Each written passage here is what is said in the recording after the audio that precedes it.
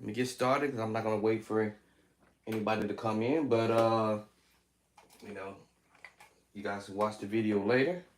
But the more I sit at the keyboard, the instrument that I don't really care for, as far as playing out in public and going somewhere to do something on it, I'm not comfortable with that. I'm more of an organ player where I can just hibernate behind holding the keys down and using the foot pedals to do what I do.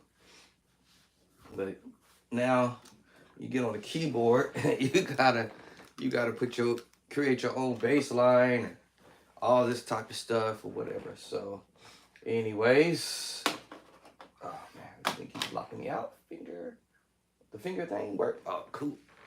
All right, so every day, I'm trying my best as I starting to kind of feel a little better. All right.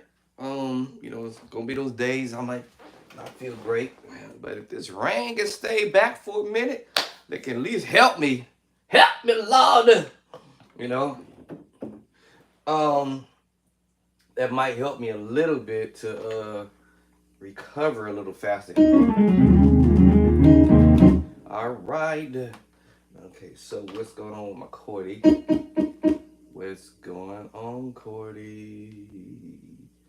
All right, I got some heat. It's showing like I got heat.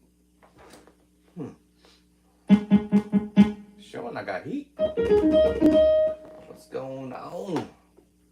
All right, hold on, y'all, just a second. Let me unplug that and go ahead and plug back in again.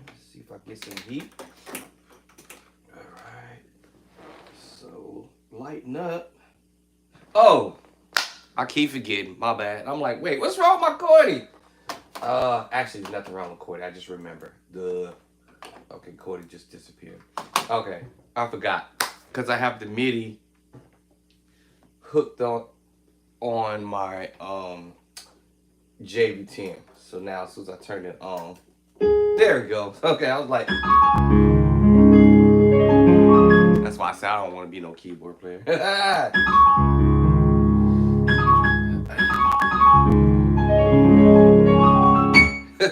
All right, got the thing. I got to always remember I got to turn on the JV10 to pull up MIDI on here. And then later on, as soon as I buy these other MIDI cables, then I'm going to change the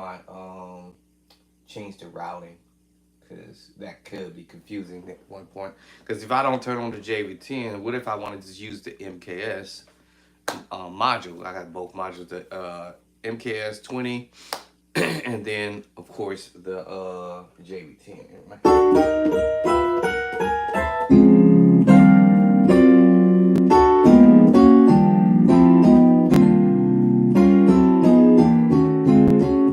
Yeah, so and then sometimes what I do, or not, some majority of the time I just use the keyboard to go for my little strings. Actually, I could use the JV10 to go for the strings, but I haven't had time to sit here and just really, master this yet. My godfather told me something funny years ago. Boy, boy, boy, master one instrument at a time. Don't be no jack of all trades. Master the first instrument first. And I don't know what to do to stop this thing from changing my channels. So basically, the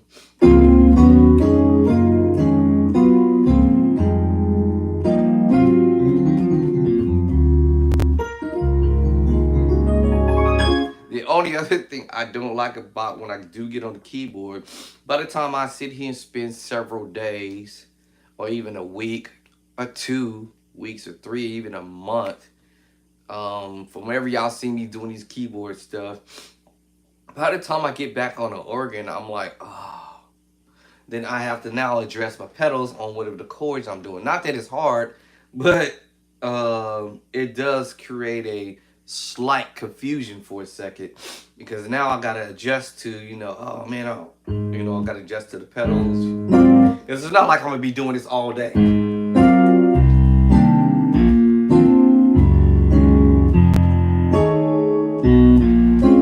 That would be just kind of tripped out, you know.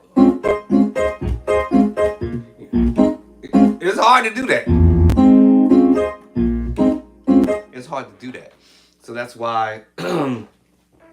So that's why one day coming soon.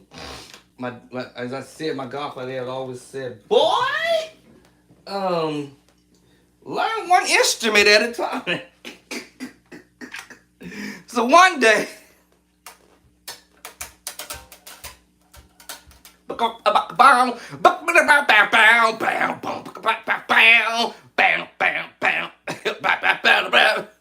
one of these days, I'm gonna master the bass. All right. I already got the B3 Hammond organ right here in front of me over here, and then I got this keyboard, and now I got a bass guitar. I've always wanted the bass before I even got a keyboard, y'all. That's the funniest thing, but I didn't know a whole lot about the instrument, so I just didn't purchase it. So maybe one day, I just might learn how to master the bass. And we all know, y'all, that takes time to learn. Any instrument, it takes time to actually learn how to master it, you know, stuff like that. So maybe one of these days, actually my honey just asked me, what, yesterday, I think it was? I think she asked me that yesterday. She said, yo, so you just gonna let the bass just, what she say? How she worded it? She go, yo, babe, you gonna just let the bass sit? Something like that, she asked me. And so I'm like, no, babe. You don't remember I got sick and I couldn't stay with this? You know, I tried to do a little bit and then, you know, but I learned it.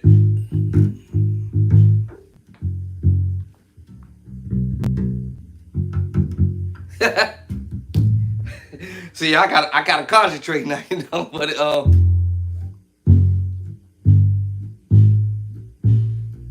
I gotta get tuned up. I got a tuner here, but y'all get the point. You get the point. So maybe one of these days, I'm going to spend some time on all three instruments. Yeah, so I'm gonna spend some time on all three of the instruments: the organ, the keyboard. I got drums, by the way, y'all. Still brand new with the tag on it. Still brand new with the tag on it. Can y'all believe that? I want to sound like ex-president Trump. I'm gonna sound like what he say. Unbelievable, unbelievable. This man got a bass guitar. Unbelievable. He got the keyboard, not just one keyboard, this one. I have one over here to my right over here on the wall. I got another one over here to my left over here on the wall behind me, behind my Leslie. All right, I got the Hammond organ. I got 3 keyboards. Oh, I got the other keyboard out in my car. My practice board. And then now a bass. And then I've always had the drums for a while. And it's paid for, cash, all that kind of stuff. My guitar is almost paid for. You probably say, wait a minute, what you mean almost paid for? Okay, anyways, forget it. No, I got this guitar, right? Bass guitar. So, with that being said, let me get to what I'm gonna do today. I guess I'll try to pick up what I left off at, sort of. And then this, you know, the thing is, for beginner musician, you know, I can sit here and pretend like I'm a brand new keyboardist or keyboard player. All right, and I'm learning, just like you gonna learn. And you know, you need to learn your skills. And if it take you a little bit of time to do it, I'm gonna say, hey, you know, what do I need to learn how to do on the keyboard as a beginner musician? Right, keyboard in front of me. This is C, D, E, F. Oh my God, this is gonna be boring. This is gonna be boring. But you'll thank me later. Actually, matter of fact, when someone shared this to me with me, they say you're gonna thank me later. So I thank you for sharing that idea, Mr. Other Musician out there who got me in line here. But yes, you know, C D E F G A B. You know, that now this could be just my little warm up. C D E F G A B. And I don't care what finger you use, C D E F G A B, whatever at the end of the day, C D E F G A B, C D E F G A B. And now if you want to use the correct fingering, you can learn what the correct fingering is. That's, you can do that on your own by Googling it. There's somebody out there specializing in that area. But I've come to the conclusion at the end of the day, you use whatever finger that you feel comfortable making it happen. As long as you got C D E F G A B, C D E F G A B, because there's 7 notes. And then you know that there's a total of 12 keys, and they're also going to repeat itself up the scale as well. I mean, not up the scale, but chromatic. C, D flat, D, E flat, E, F, G flat, G, A flat, A, B flat, B, and then repeat itself. C, D flat, D, E flat, E, F, you know, G flat, G, A flat, A, B flat, B. And it just kind of keep on repeating. Once you do it once or twice, it's a no-brainer. Now the scale, I can sit here and just do it effortlessly, right? And it don't matter what finger I'm doing to.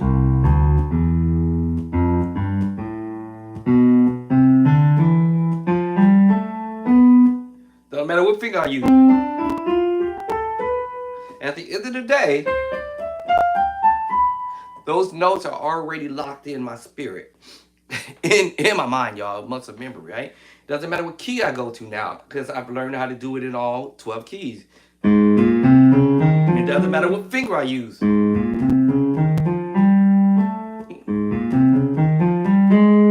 Doesn't matter what finger if I'm using. At the end of the day, I've learned my skills in all 12 keys. C, D, E, F, G, A, B, A flat. A flat, B flat, C, D flat, E flat, F, G, A flat.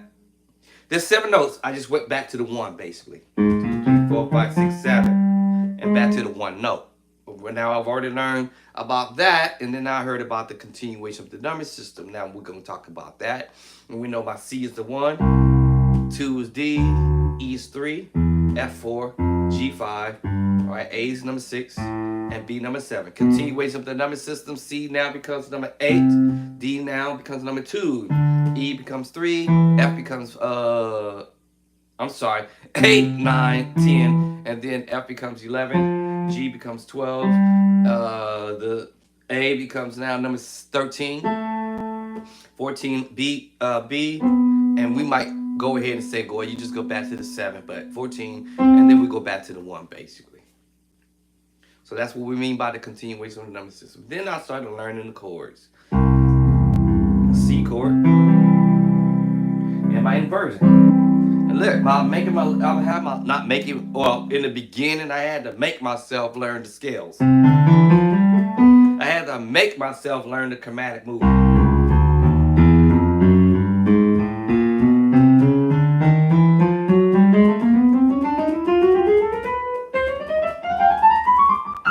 Right? I had to make myself learn that. And of course, identify that, right? Now you should learn to do this without being at the keyboard. I mentioned that the other day. There was a musician that used to always talk about it. He still do sometimes whenever he comes on social media and he's teaching some stuff. But one thing he did say, hey, you should be able to do this without touching the keyboard. It's kind of saying you're just imparting yourself with the knowledge, right? You're imparting yourself with the knowledge. And then when you do sit down at the keyboard, all of this is going to make sense in a short amount of time. Not to say that this is not going to be a short amount of time. But okay, you know, hey, my instructor, Bob. Hey, Bob, what's this? Oh, yeah, that's a C, man. What's that? That's a D. Oh, okay, what's this one? E. Oh, and I'm just going to repeat everything he say. It's like Simon said. Simon said that's a C. Simon said that's a D. Simon said that's an E. And remember, this is 1, 2, 3. Hey, by the way, and I'm like, hey, what's this right here? Oh, that's an F. Okay. Okay, that's a G. Okay, that's a G. Okay, I'm just repeating what Simon says or what Bob had to say as my teacher, right? And B, right? And then the rest is history because, or if it's not history, then Bob, that teacher, Bob, the teacher, Bob, the teacher, or Simon, the teacher, says, well, the next key whole step over is going to be D. E. I'm like, wait a minute, I just already played that in the other key. Oh, you noticed that? Yeah, I did. Oh. All right. So what I got was two combinations of things. Learning the C scale note and the number system at the same time. Right? Now I'm throwing this out there for the beginner musicians out there, people who want to learn, all right? And maybe you don't have the ability yet to maybe pick up what other people are doing. You may hear people play notes. I hear people play notes, but it doesn't necessarily mean I understand how to navigate with the puzzle, right? Because some stuff I hear people doing, I'm like, man, okay, that's very puzzling. I'm like, how did he or she even do that move? This move. Even this move. What? How did they do this move? What? What is that they're playing? What's his name? What? What is he doing? I might hear these voices, of course.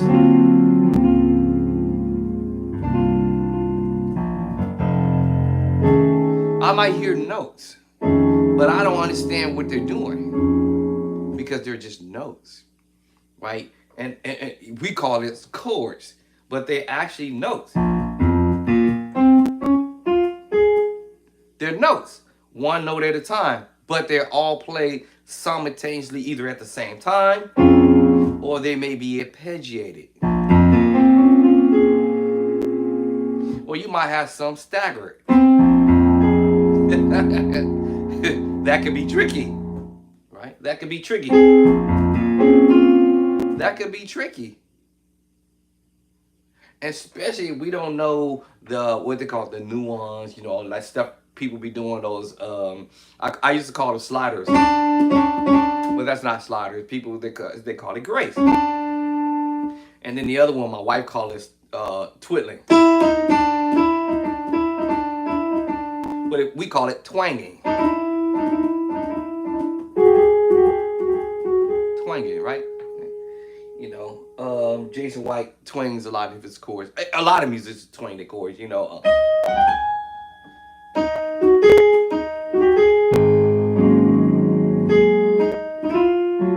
was that's another twang. Another twang. You know what I mean? We twanging. I didn't know what that was. A lot of nuance. That's nuance, right? This is nuance.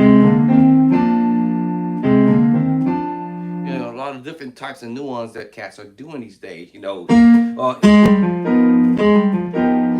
Styling moves and stuff like that. What is these cats be playing?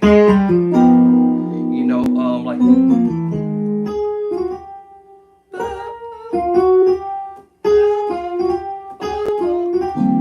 Yeah, so I'm hearing a lot of this different stuff, but I had no idea what these cats are doing.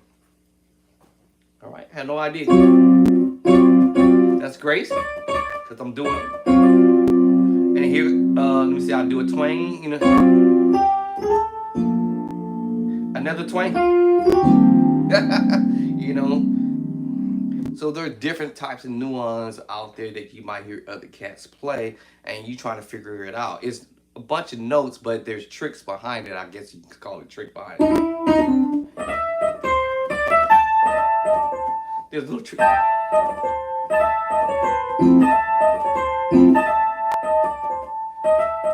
But they may call them nuance or whatever, They might say tricks and stuff like that, just to use different words to say, hey, man, you better learn that trick, man. I like to use the word styling. You just styling the song,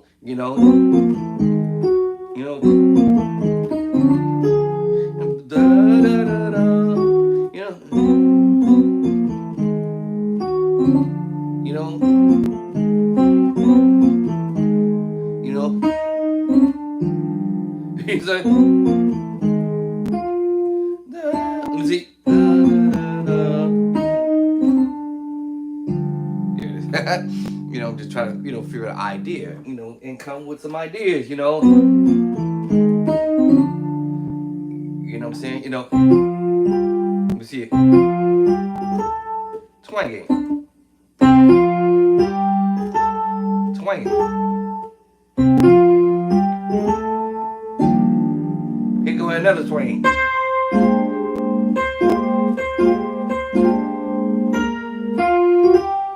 Twang again. You know, another twang. So we hear these, we call tricks and stuff, you know. Or you may hear musicians say, you know, learn some new one. You know, here's another one. You know, oh, give thanks, oh, give thanks. You know, some new one. So you know, you're learning some of the nuance behind the matter. You know, I'm gonna put this in my book, y'all. I mean, a lot of this stuff I'm gonna put in my book. From just listening to the pros, the people who play better than me, right? Because that's who you want to listen to and learn from. Anyways, I'm not the best. I can figure out some stuff on what the best musicians out there be doing. You know.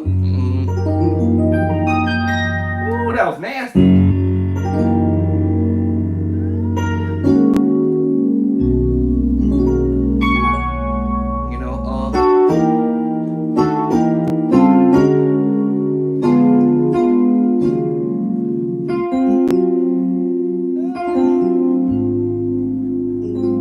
I could be creative and finding something. And after a while, what happens is if you practice every day, as many times possible, because you have a specific type of drive in you, you find stuff by accident. I wonder what happened if I do this little cluster move, you know? Ooh, over F major. Ooh, put that over A flat. Oh man. Put that over D. Oh, okay, that was pretty.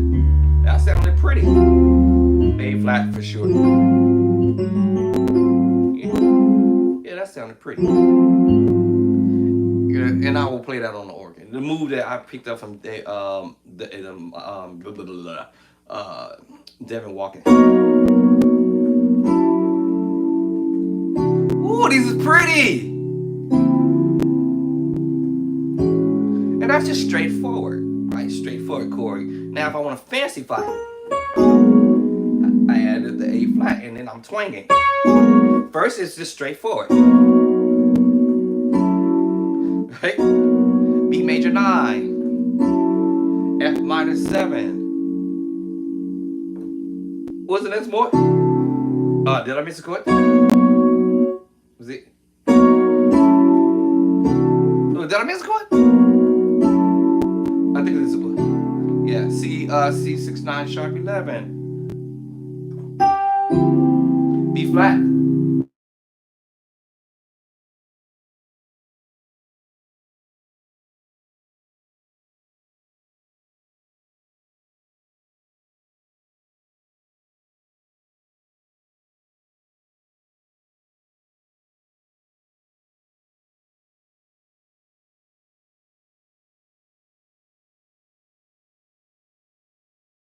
Uh-oh, hold on. Hold on. Let me see. Something. Don't want. Nope. Okay, cool. My phone is still trying to set up from doing the update. All right. So you see what I'm saying? So now I did a straight ahead move.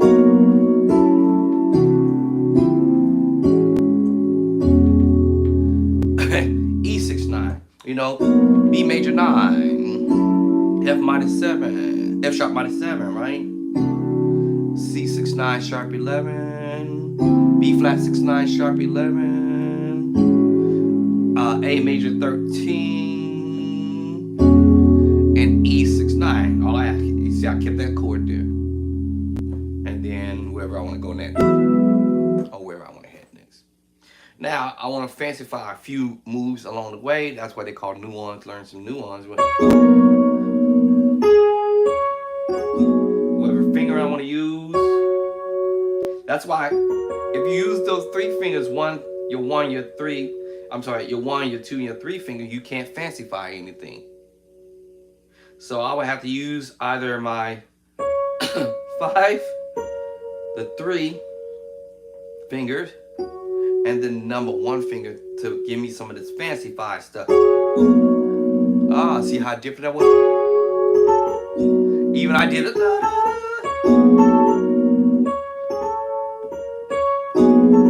Or I could switch up and don't play that note. And I can still get that. Yeah. The little twang, a little slight twang. But it's like I'm Grace. Baby. Alright, so you know. See, that's what makes a difference is knowing you doing your one finger, they call it the 1 finger and the 5 finger. And then you use the 3 finger that allows you to do the slow.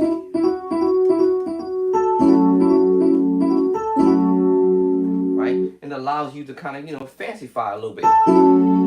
So you're not just playing straight. You know what I'm saying?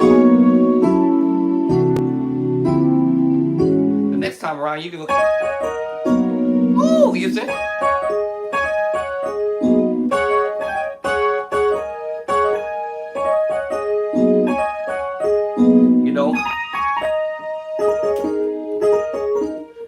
I could move this position. Basically, I'm just using the secret sauce chord, transposing and using the other secret sauce chord. I can use another secret sauce chord and use another secret sauce chord. And that's all I'm basically doing going. It's like a da-da chord.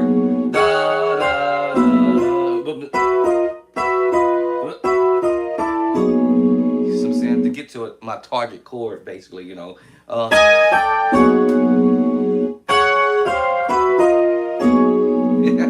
do the twanging,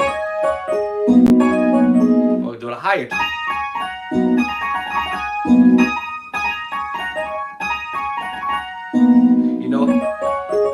What? Hey, what are you doing?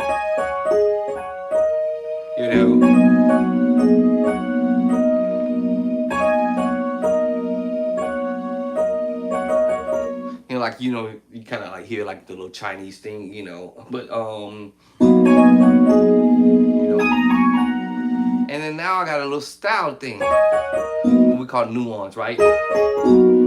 Versus going straight ahead. Then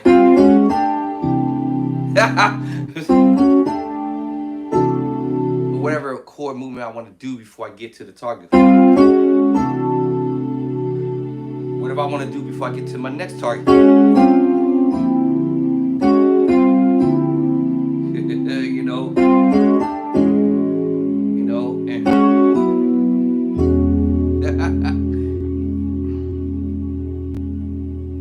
Right?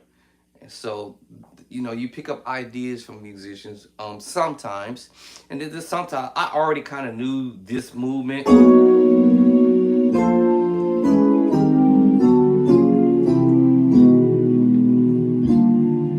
And I think I mentioned this in yesterday through the song called "He Is Lord" by the musician who played it was Josh Nash. Nuance. So I guess you can call it a nuance, but instead of playing a major chord,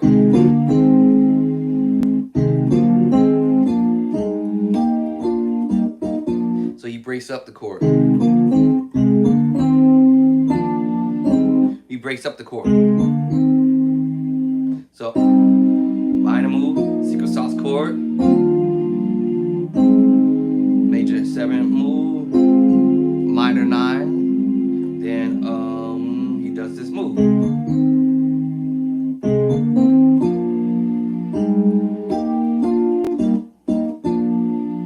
And then E flat. Instead of him ended it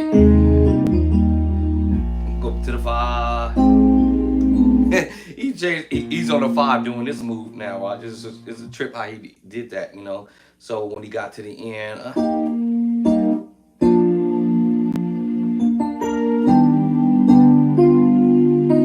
then he ends it like that. He's doing that on the 5. 1, 2, 3, 4, 5. You know, and then.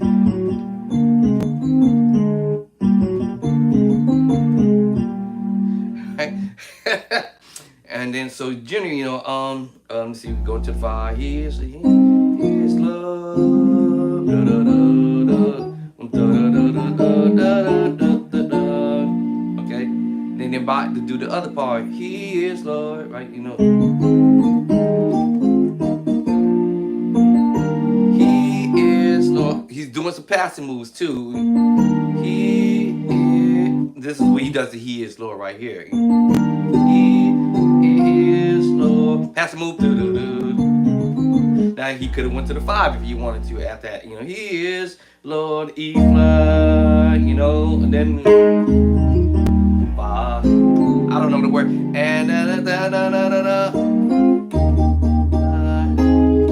is Lord. Whatever the words. I don't know the song. Whatever you wanted to do. Whatever the higher song go, I don't know words why. But anyway, he chose to do this route. He is Lord. Ba-da-da, ba-da, ba, ba, ba, ba-da, ba. Pass the chord. He is Lord. Pass move there. That's all on the 5. Ba-da-da-da-da-da-da-da. Major, major, major, minor, major, minor, major, minor, major, major. And then he do a quick little passing move. Not really a passing move because they're singing the words right. It is whatever the words he's saying. Let's see.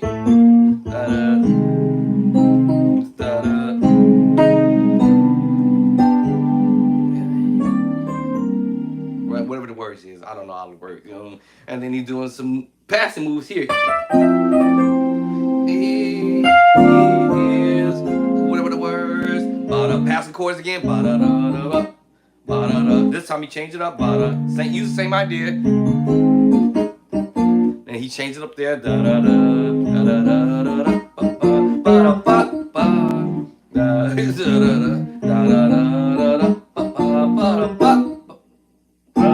Now he's using chords that we all gonna learn. It's gonna be in the book.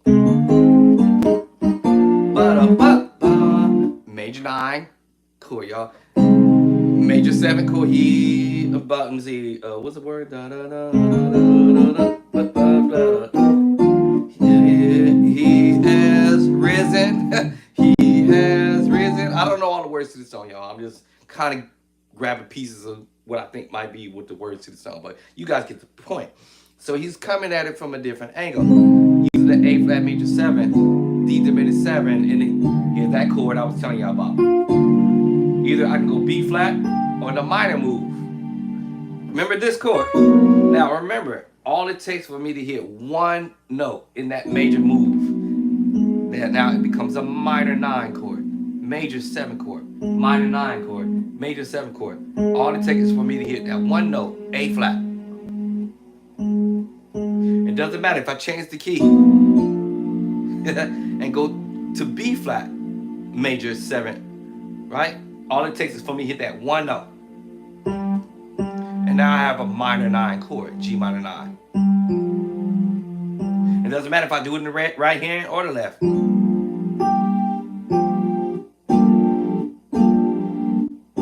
Because it's going to be done either on a major chord, a sus4 chord, or a sus2 chord. It doesn't matter. At the end of the day, if I hit that one note, because this is supposed to be major, bro. And if I hit the middle note, the 2, right, in the major chord, the 2 we call the 9. That's why it's minor 9. With 11 as well. Minor 9, 11. And I'm following through the same thing. Minor 9, 11. Minor 9, 11.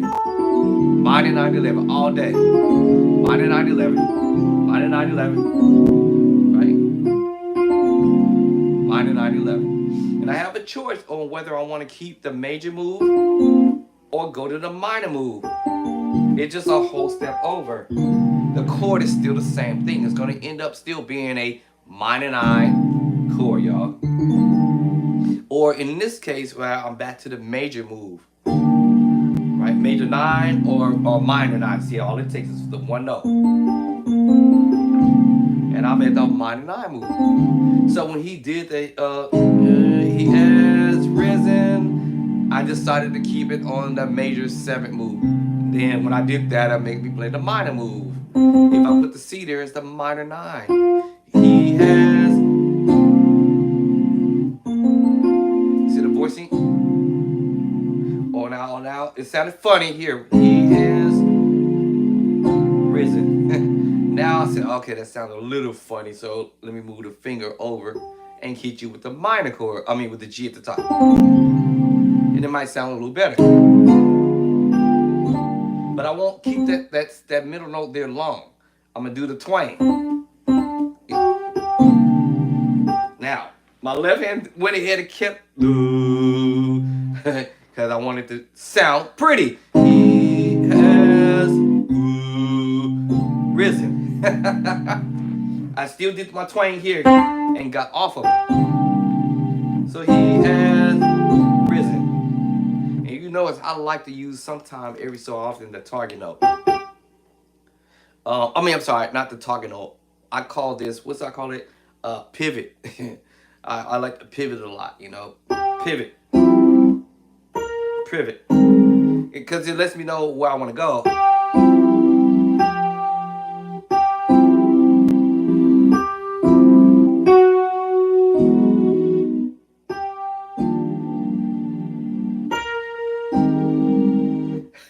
I don't do it that much. I don't think I make it that notable because I've learned to use my left hand to chord. And automatically my right hand will, whoop, wrong key, transpose. Up, wrong key, just go back. Yeah. Now I want to throw that 13.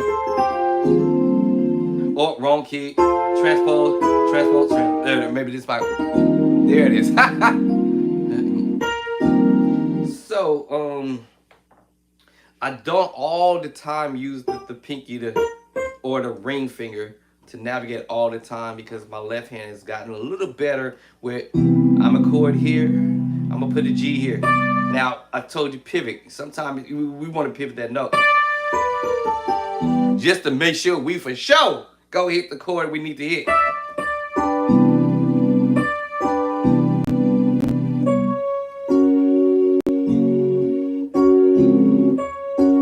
See what I'm saying? Just to make sure.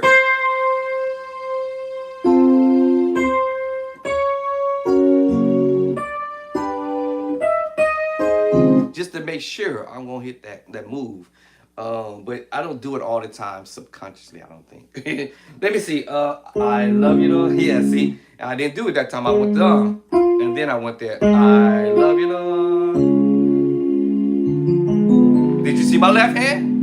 Then if I want to do the melody like I love you, Lord, that time, yeah. Pivot, movement, ring. So I guess I am doing that.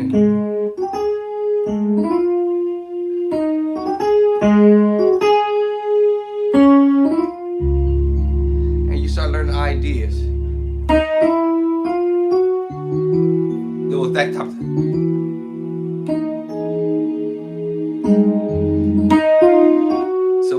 So between the two fingers, the pinky and the thumb, they are on a pivot sometime. But my left hand said, hey, go here now. And then my right hand would chord. My left hand leading. My left hand leading again. And then now my pinky, either the pointing finger and then the little is gonna lead there. So it doesn't do it all the time.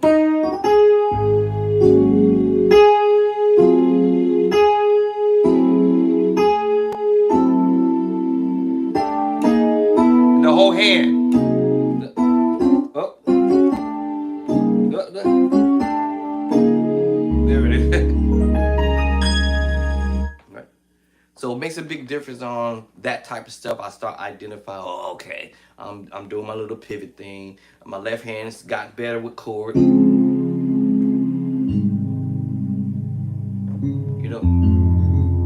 know, got better. You know, it's got better with playing chord. You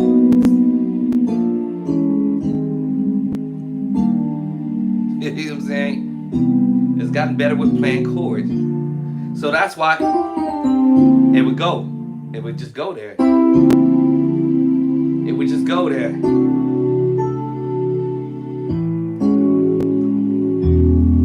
You know? Now the right hand lead. D flat minor 9. Now if I'm in E, I would probably put this on the 4 and E. 1, 2, 3, 4. Now I will go to the 3. And then I'll go to the 1. Y'all probably say, wait a minute, that's C sharp. Yes, it could be done in C sharp on the 5 up. We could play the 5 up. Then we go to the 5.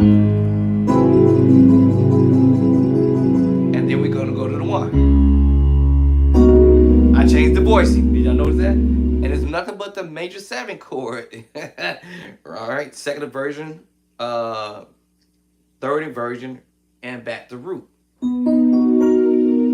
Now, right? So, you know, and because I know how to transpose that, it's the major 7. As soon as I hit that one note, it's a minor move. Major 7 move, minor move. B major 7. Now it's a A flat minor 9 move. Whether I put it here or there. Y'all probably heard a musician doing this. Let me see. Hold on. You probably hear a whole bunch of people doing this thing, I think. Let me see. It's almost, you about doing this almost. That minor 9 chord. Now we're going to the F minor 7 flat 5. I'm sorry, yeah, F minor 7 flat 5 with the 11. I know y'all heard this move. F minor 7 flat 5 with the 11. F minor 7 flat 5. F minor 9 flat 5. It's just you doing a solo or this little what you call it? I guess you call it solo, I guess. Or melody, that's the word, a melody line. Either you can go back to the or the B flat. It doesn't matter. Woo-hoo-hoo! You know what I'm saying? Minor move. Whoa! You know?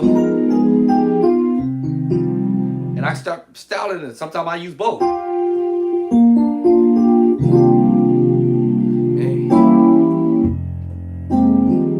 And all day, y'all, is about the minor 9, 11 chord. All day is about the major 9, possibly the 13.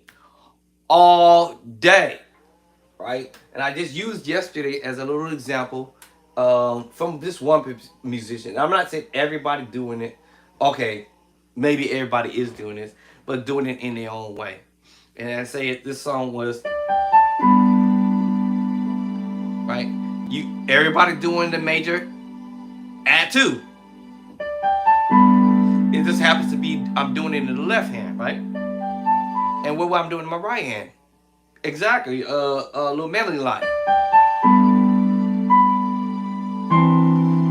C add 2. Same thing, it's just breaking up the chord in different spots. That's 1, 2, 3, 4, 5, 6, 7. Back to 1, we go 8, 9, 10, 11, 12. And you're just splitting the chords up top and down low and chording in the left hand. Left hand. In the left hand. Y'all know what I'm saying? So yeah. C add 2. Now all these other little notes creates chord. Matter of fact, this calls a chord, play different chord name. G add 2. That doesn't do anything. Let's see what the next one do. Let's see what the next one do. So none of that did anything. So that remained as G major add 2. Even I held down the chord because it's a G major chord. Second inversion, root. First inversion, second inversion.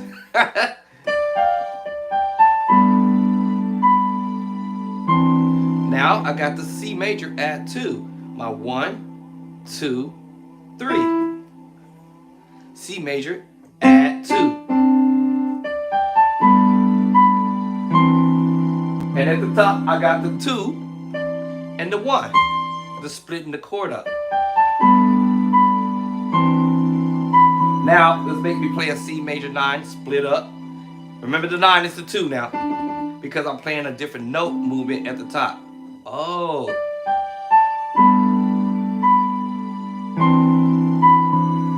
C major 9. Now A minor. A minor at 4/11, which is the 4 and 9. 4 and 11 is the same thing. And then back to C add 2. What?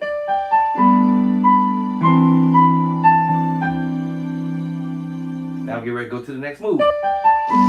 G in the left hand, C in the right hand, left hand. F major. I'll go to F major. How about that? F major. Up. It's F major. You can use root or first inversion. What? F major. Just F major. Now, what changes things is if I say I want to play the secret sauce chord from the F sus2, remember we have F major. And if you don't want to play F major chords or chord, then you can substitute it for the sus2. That's the sus2, F sus2. And it's secret sauce. And the C sus4. You see how they blend? Because you have the C sus4 and the 2. C sus2, C sus4. C sus4, F sus2. And if you take a real good look at it, you see the F here. But I'm gonna take the 5th and C, and put it on the bottom. My F stayed and my C is here. Oh. And I can put that with the F major chord. I'm sorry. And that's what I got. Now this chord is called a G 9 sus4. Oh. So I changed the voicing there. Yeah, G sus4. G9 sus4, I'm sorry, y'all. Now we're going to B flat. B flat. I might add the 2 in B flat, right? To give it flavor. B flat, add 2. I just said it. That goes to B flat major 9. We had a B flat add 2. Now we have the B flat 9 now, major 9. B flat major add 2. Now we already had the 2 there. It was because I dropped down to an A note. In the scale, you have 1, 2, 3, 4, 5, 6, 7. So that would have been B flat what?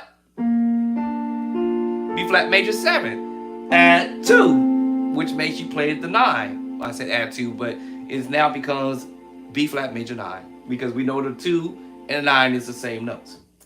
Oh, all right.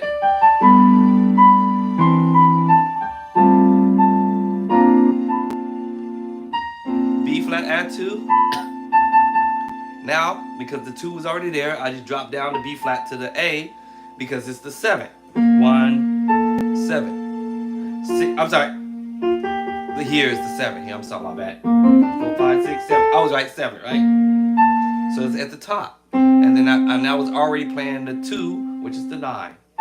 Oh, y'all get it? So yeah, now this turns into a B flat 6/9 because now I'm going to the G. The G is what number? 2, 3, 4, 5, 6. 9, 6, 9. B flat 6/9. Oh.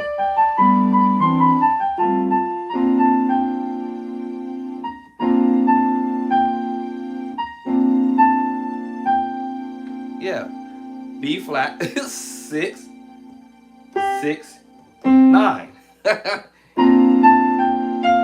Now back to B flat add 2. Wow.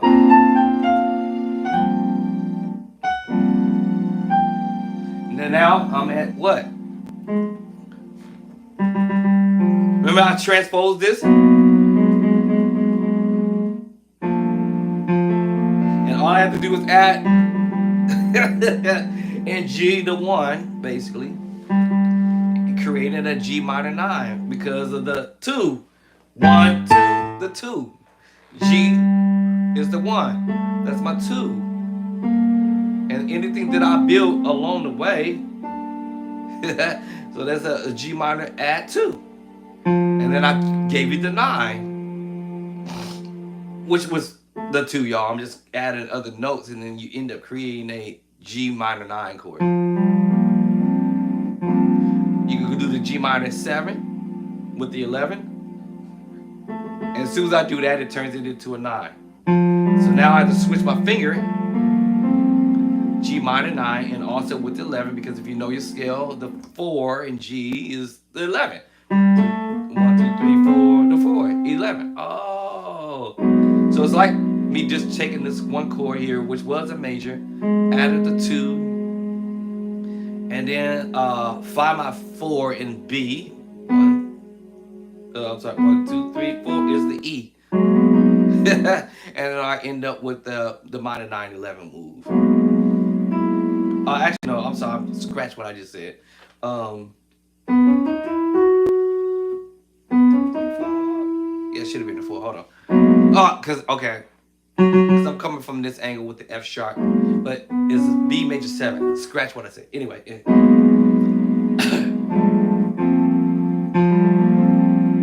Alright, so that's what he's doing there. This song is called Lifestyle of Worship that LDDW was doing on the video. I'm just trying to play it straight.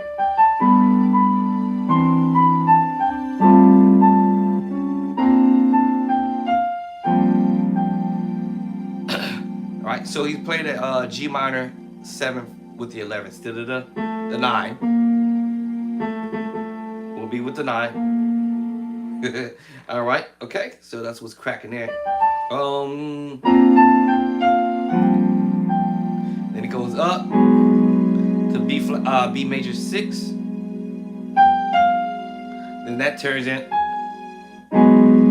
That's nothing.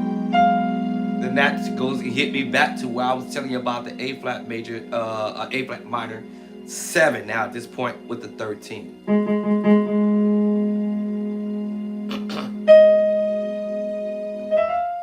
And now we chord the E flat major 9, 13. By the time he would have turned down the strings and stuff. So now Fancy's thing he's doing is kind of doing this loop.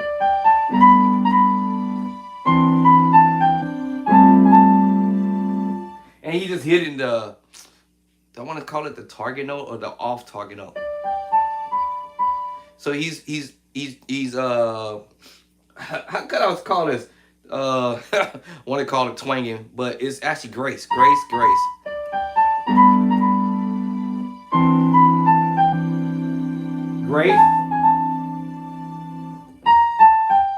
Grace.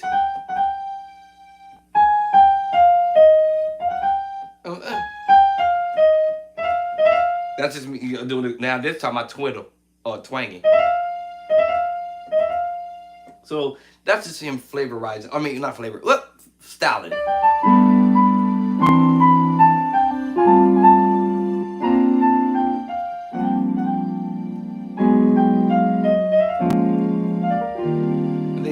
off the string. And we're back to, again, the major 9, this time 13. And E flat major 9. So when you guys start learning, beginner musician, you start learning your major chords in any given key, E flat. You know, you have your 1, that's your 2, and that makes you play an E flat major chord at 2. Let's take the 2 off again. So now you have the E flat 1, you have your major chord 5, 3, I'm sorry, and then you have your 5. 1, 3, and 5. They said learn your triads, right? And learn your inversion. So when you're building a chord, you want to learn your major move. You want to learn your minor move, my formula there. So you have the major move, minor move. Then you want to go back to major move. You want to do augmented sharp the 5. And then you have an E augmented chord. Making my left hand work. And I want to add the 7 in that scale. 7, right? Now I have an E flat, major 7, sharp 5. So you want to learn your major move, minor move, augmented move, and then this chord is another chord, major 7, sharp 5 move. All right, let's go back to our major move and let's see what else we can do. We did the major, we did the minor, we did the augmented. Let's do our diminished. Major chord, flat 3rd, flat 5, half step back, and then we add the 6. 1, 2, 3, 4, 5, 6. Your chords are built from your scale. I'm just using the word numbers. If I would have just said E flat, G, A flat, G and B flat, you just have an E flat major chord. That's what it is. Right? Now I want to minor that. I just flat my 3rd in that scale. And now I have an E flat minor chord. That's fantastic to learn. But it would be nice to learn both your notes and the number system that's associated to this. So when you learning chords, or you hear something, you're gonna know. Or if somebody busts out and say, "Hey man, give me a C major 7 sharp 5," you're gonna know what it is. C major chord, and you know to sharp the 5 in that scale. 1, 2, 3, 4, 5, and then you know you're gonna give them the 7. So that's the 7. 1, 2, 3, 4, 5, 6, 7. That would have been game on. All right. You probably said, "Man, that was easy," and you just took the 5th and sharped it. Oh, now what if they say, "Hey, give me a C major 7 sharp 5, a flat 5 sharp 5"? Is that gonna be hard? No, it ain't. Cause watch, remember, it's like you remember that diminished move, major move. You flat the 3rd, you got a C minor move. If you flat the what? The 5, you got a C diminished. Now, if you want to add the 6, now you have the C diminished 7. Oh, so now you know sharp is to the right, and you know flat is to the left. So they said, give me a C major 7 sharp 5, flat 5, sharp 5. You're gonna know that's the flat 5, that's the sharp 5, that's the 7, and bam. So now you have a C major 7, flat 5, sharp 5. Now, what if you want to split that move and you don't want to play it that way for whatever reason? You can always take the flat 5, put it in the left hand, the same note. Those 2 black notes look the same.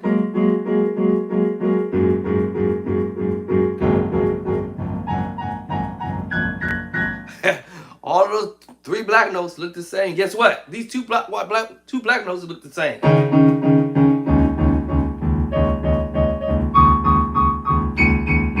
Now that's just by eyesight.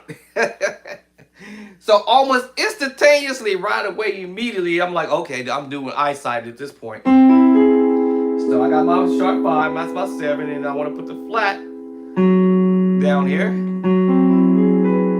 Now this changes my chord name for a moment because I'm hitting that F sharp, right? Y'all catch what I'm saying?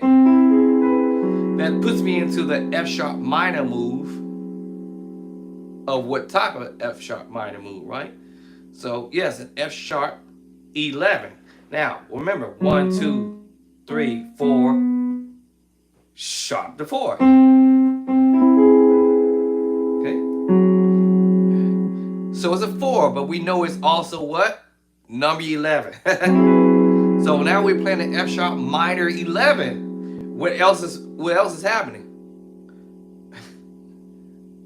Yeah, so we flatten the 5 in F sharp. 1, 2, 3.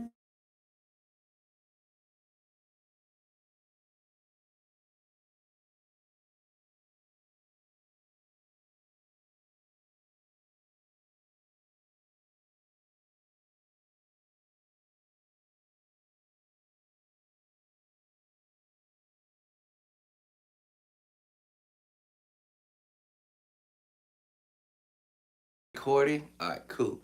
All right, that call is over with. Ooh, that's annoying. All right, okay, so let's go back to that chord again.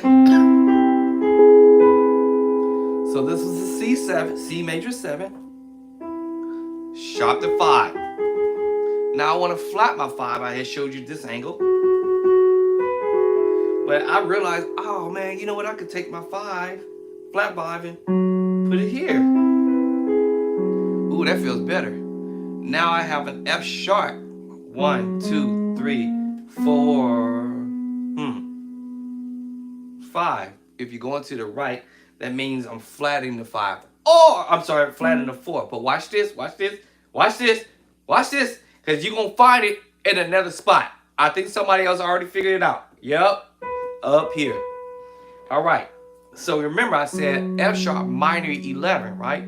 F sharp minor 11. We would go 1, 2, 3, 4. Okay, 8, 9, 10, 11. Right?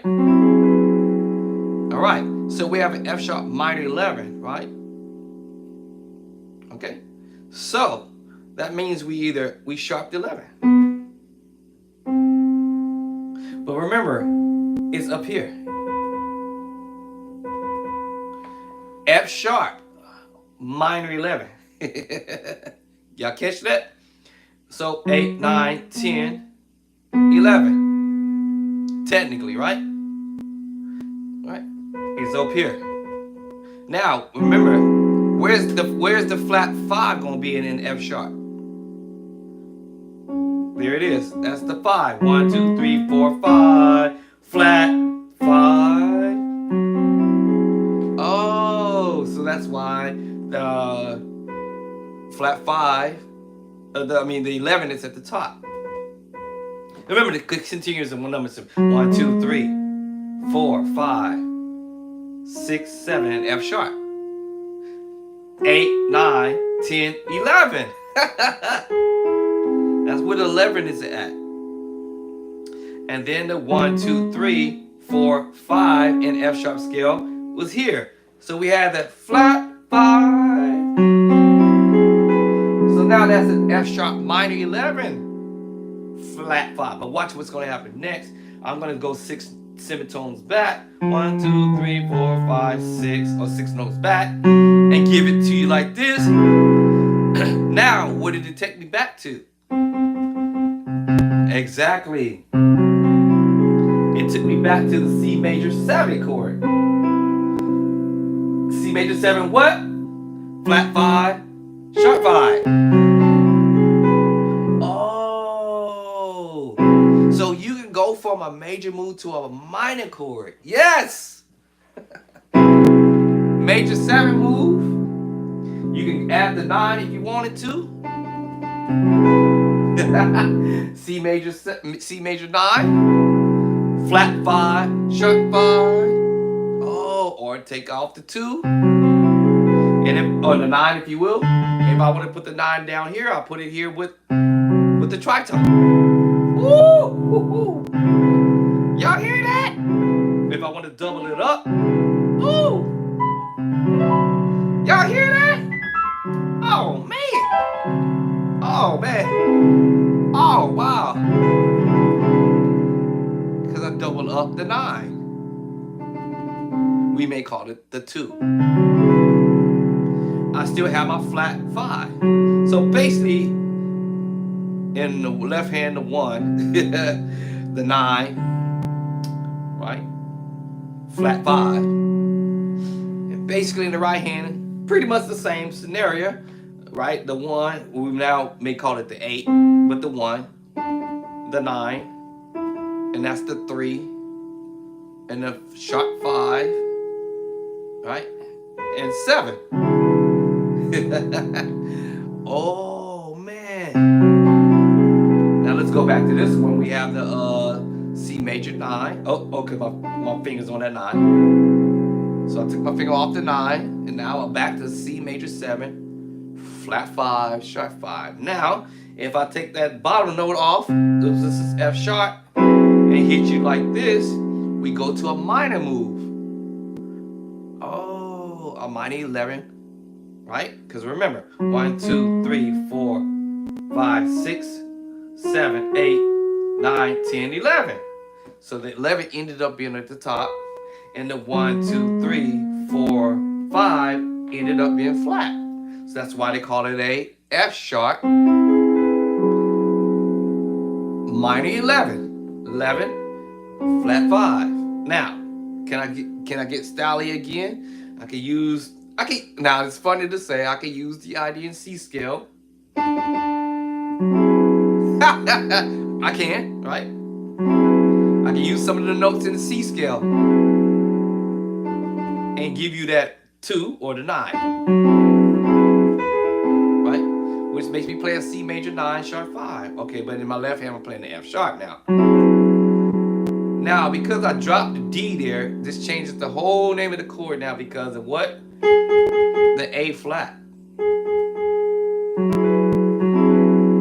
Goes to an A flat 7, sharp 9, right? Sharp 11 and flat 13, a whole nother different kind of chord. But let's get off of that note and go back to here to the F sharp minor 11 flat 5 for a bit. Now I'm gonna use the F sharp scale notes. That didn't do nothing, but it just gave me some more notes. But it sounded better because I can go. That was fantastic, cool. Okay, can I use some more notes? Let's go use the B flat or the A sharp. Woo. Woo. Now, Cordy doesn't know what to call this. That's terrible. Cordy is like, what is that? It sounds nice. It sounds nice, but let's see if Ridiculous is going to tell us what's up. Ooh, E. No, I'm sorry. Yeah. E6. We know the scale in the E. 1, 2, 3, 4, 5, 6 technically, right? But anyway, according to this, I'm sorry. G flat. I'm sorry, my bad. I don't know why it's backwards. It looks backwards to me. It's saying the E6 add 9 sharp 13 with the G flat on the bottom or an F sharp on the bottom. That looks backwards to my mind when I look at that. So yeah, that's what Ridiculous is calling it. But Cordy is confused and not sure what to do with it. But it sounds nice.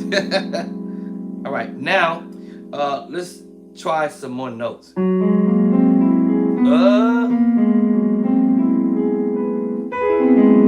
that still sounds nice here.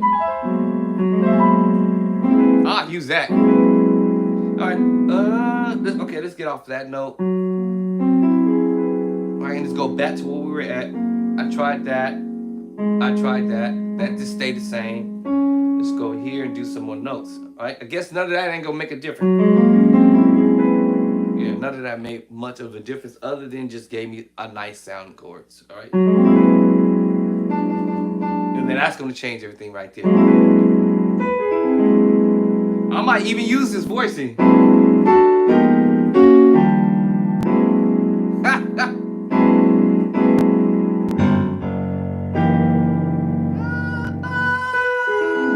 I might use that chord.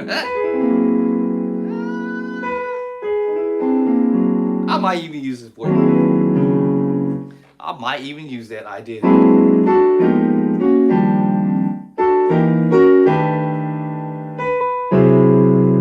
Remember that? And I might even use that voice.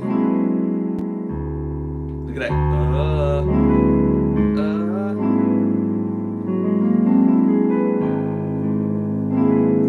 I even use that chord. Anyway, the mystery chord. I'm gonna call that the mystery chord, right? That's a mystery chord right there for sure. That have you looking, have your eyes bright, like, whoa, what was that, dog? All right, let's move on. So the song.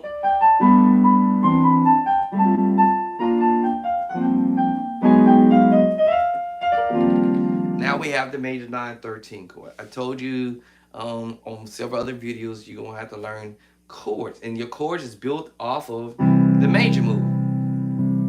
Major 7, the 9. Whether I put it in the left hand or whatever, you know. Whether I want to put the 9, which is the 2, I have a major 9. Whether I want to put it up here, doesn't matter. And whatever I do in the middle. Now because of the C scale. Alright, because of the C scale, all of these notes are in the C scale. The 2, the 9, right, the 5, and the 13, y'all. We may call that the 6. 1, 2, 3, 4, 5, 6. So your chords are all made up in the scale. Now, chord-wise, I'm using 2 different types of chords. One, in the left hand, I'm using what we call mixed match chord. A major 7. In my right hand, I'm using a sus4. Sus4, and also a sus2.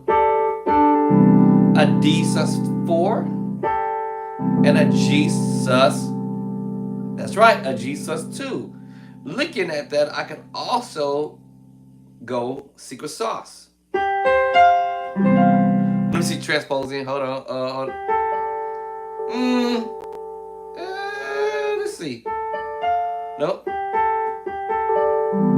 Let's see. Can I do it? Would it sound right? Is my question.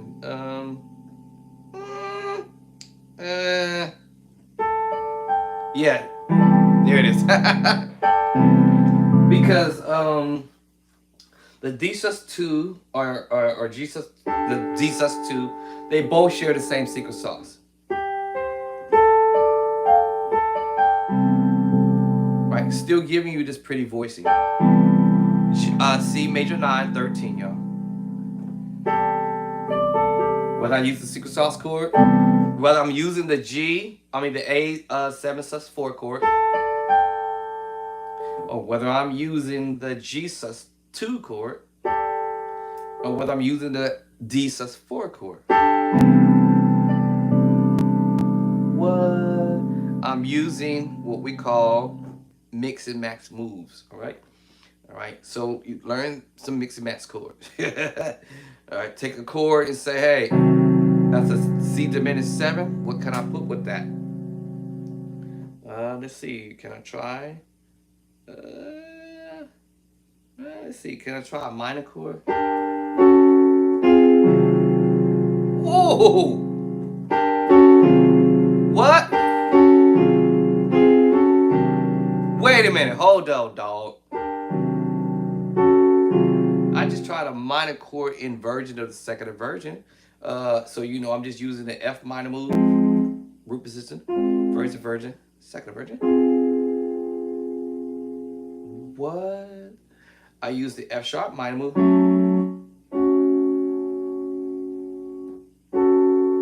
What?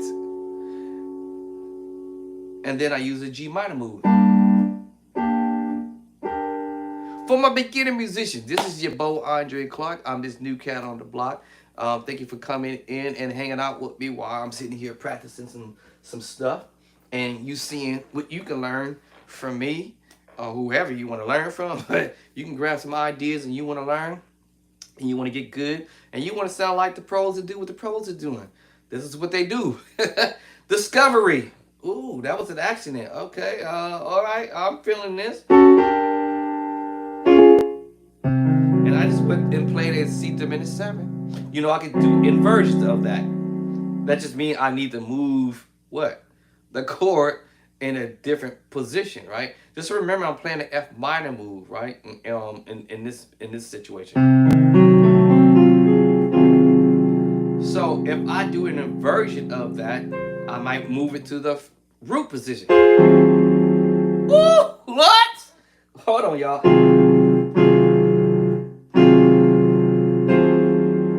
Man, that. So yes, I did the C diminished 7 using the F minor chord in the right hand. It's gonna give me I'm sorry, C diminished 7, flat.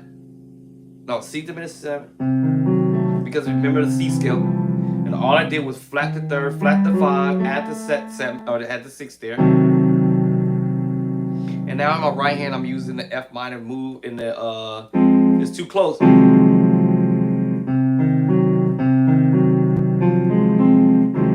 This turns into a E flat minor 6, 9, 11 chord.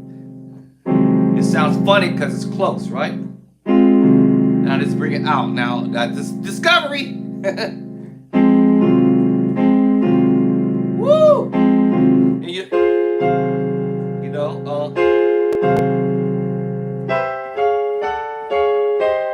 now I'm playing around with it for a second because I discovered this move, right? It's an accident. Oops. Root position, first inversion, second inversion. And then now I realize I can transpose that to the other minor other minor chord in another key. F minor. Alright. F minor, right? I can go to C minor, C sharp minor, D minor. D minor, E flat minor. Depends on which way I want to go with it.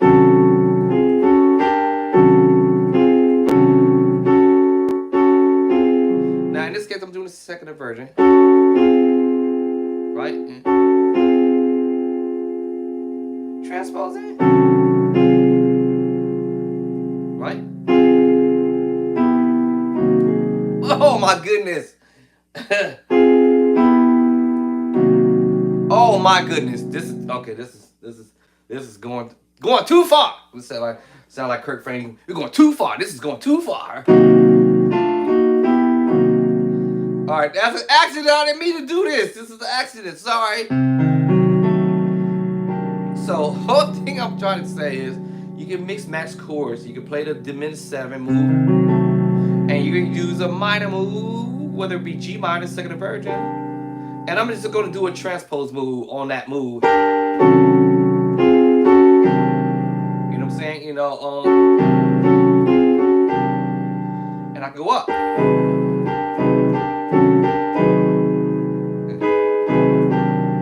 What? You see what I'm saying? Oh my goodness. C diminished 7. C diminished 7, 9, 11, right? Transposing up. I'm gonna omit my 6 for a moment. Let's see. It was just there for a minute. C diminished 7. Oh my goodness. C diminished 7, 9, 11, come up. Then I have a C minor 7, flat 5. Alright, Cordy is confused. He doesn't know what to think. Now until I drop you the A there.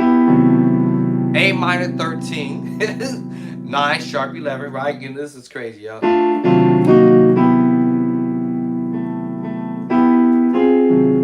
Alright, C diminished 7. 11 flat 13, which is the 6, right? Cordy's confused. He doesn't know what to think of that. So maybe I'll take off the A. No, it didn't make any difference. Okay, it made a difference there. And it just basically, you know. Now it understands that. But it just can't figure out that. So it just basically was just a C diminished 7 there. That's all they identify. But it doesn't know what I'm doing here. Alright, C diminished 13, 9 sharp 11. And identify that, which is weird. Right, E flat diminished 7, 11 flat 13. And I could go on with it. It can't identify that, so maybe I'll take off the A and see what happened. Nope. Let me see. Maybe I'll take off the E. Yeah. So it was pretty much like that little. You see, it's giving me some idea. It gave me idea, Jack.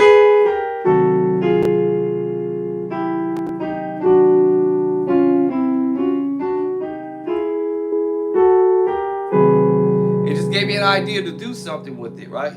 Okay, some of y'all didn't catch that, right? I know some of y'all catching on to some ideas, right? But it's all built into your scale, your number system, your scale, and the chords is gonna pop out at you. And look, that's a G major chord with a C major chord, C major 7.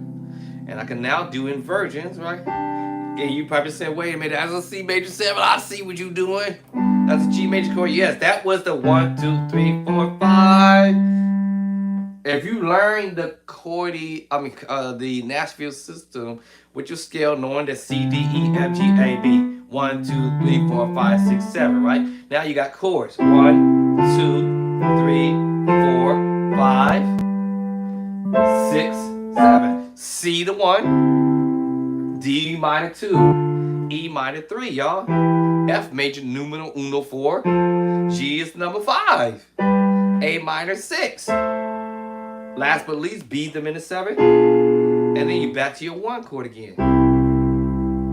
So what you're doing is I'm taking the 1 and leaving it there.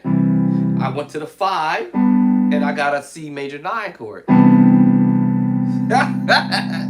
The reason why it's 9 because remember the continuation of the number system is after 7 goes 8, 9. Oh, C major 9. Doesn't matter if I add that note because that's just a 3. Doesn't matter if I add that note because it's just still holding me at the 9. It just happens to be what? A duplicate of the number 5 and duplicate of the number 3. But it sounds pretty, huh? Ooh. Now I can do this little. Ooh, making it pretty. Just, you see how I was able to build a chord just that quick? Between the 1 and the 5 chord, y'all. How about I take the 1 chord and put it at the top and go to my D minor chord 2. D minor 9, 11 chord. Now we talk about that scale. 2, 3, 4, 5, 6, 7, 8, 9, 10, 11, 12, 13. So now I can build on the E minor chord, which is the 3 chord, y'all. C major on the 1. I got the 3, which is going a 2 in my left. The D minor. And I can go and put the E minor chord at the top, which is my 3 chord. And I got my 5 chord, which is down here. And now my left hand is going to pick it all up. It's going to pick up the 1 chord and the 5 chord. What? Okay. A portion of it. A piece of it. Now my right hand going to pick up the rest. Oh my God. For real? Yes. What? And yes, a C major 9 chord. Until I do something different. I still have a C major 9 chord. All I did was went from the major move to the sus. 4 or 2 or it's single sauce. I'm sorry. Or it's single sauce. What? And remember, I got the 13, which is the 6. Now in the scale is the 7. 1, 2, 3, 4, 5, 6, 7. But we in D scale. 1, 2, 3, 4, 5, 6. Oh. Okay, so in C we had the 1. 2 is the D minor, right? 3 is E minor, right? Watch this. In D scale, we had the 1, D. The 2 chord now is E minor. It's the same chord I did in C scale, but it was the 3. All right. Now in D scale, we have F sharp minor, the 3. 1, 2, 3. Guess what? In D scale, we go to the 4 is G major. What? It's the 5 in C. And D is the 4. 1, 2, 3, 4. You can see how I want to use this as my idea along the way. And then number 3, 4, 5 is A now. A major, not minor. But you can see I had the idea. Did you see that? A major, flat the 3rd. I have an A minor on the 6 and A C. But in D is the what number? 1, 2, 3, 4, 5. A major, not A minor. But you see, I got an idea with that.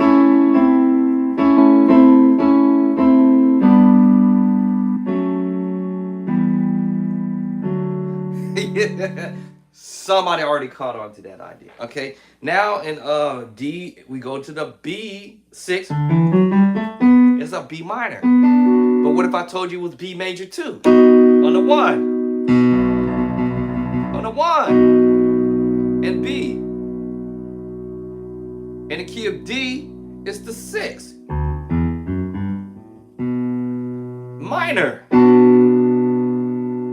So in B, I can take you to the B on the 1, to the B minor on the 1. Oh. And D, I can take you to minor on the 6. And I can potentially hit you with the with the B major move in that key too. Just like I do with the A.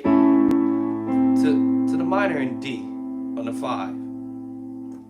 G major, I can take you to the minor move in G, flat the 3. What? I can take you to the 3, 1, 2, 3. F sharp technically will be the 1. But in D, I can take you to the minor move. But F sharp, I can also take you to the minor move 2 on the 1.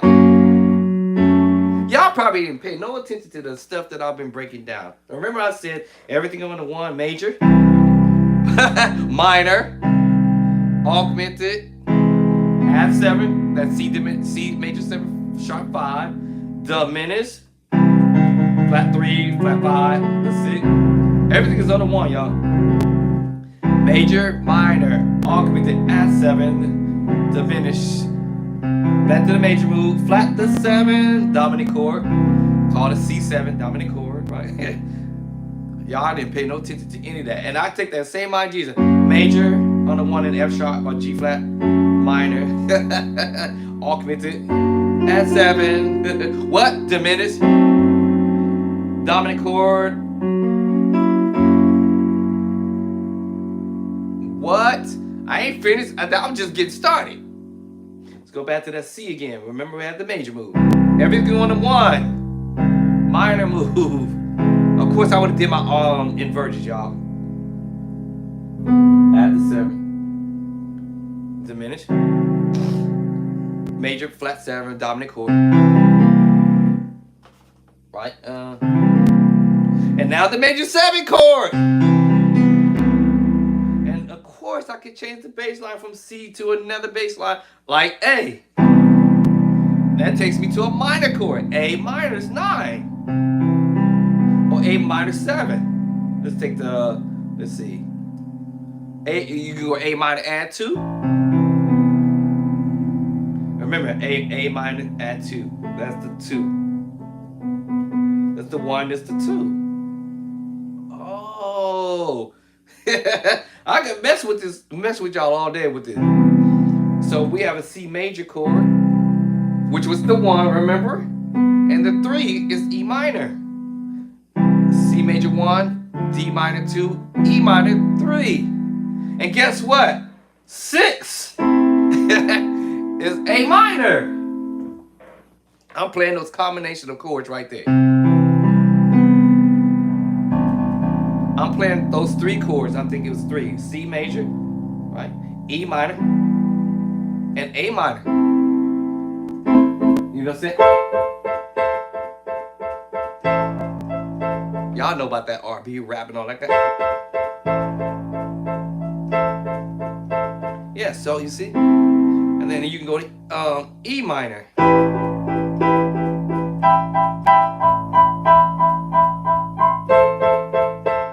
Y'all better not get me started. Don't get me started. Come on now. Don't get me started. So yes, you can mess around with this stuff. Let me see. I'm not sure what this beat gonna be.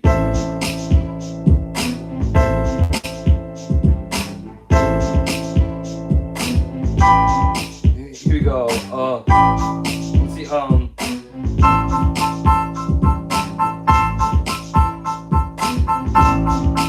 E minor.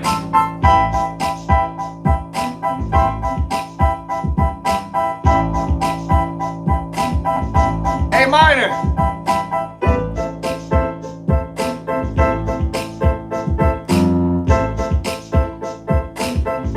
Let's go E minor.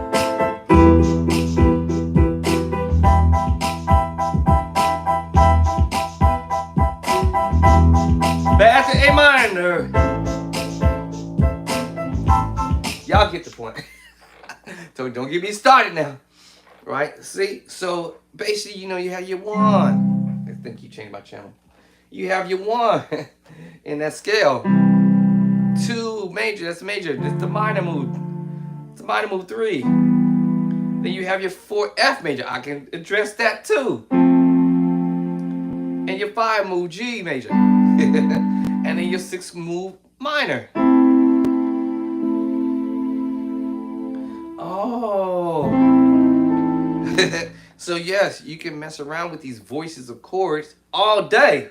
And I can create this D minor 9 chord, 11. And now I can take it up. Back up.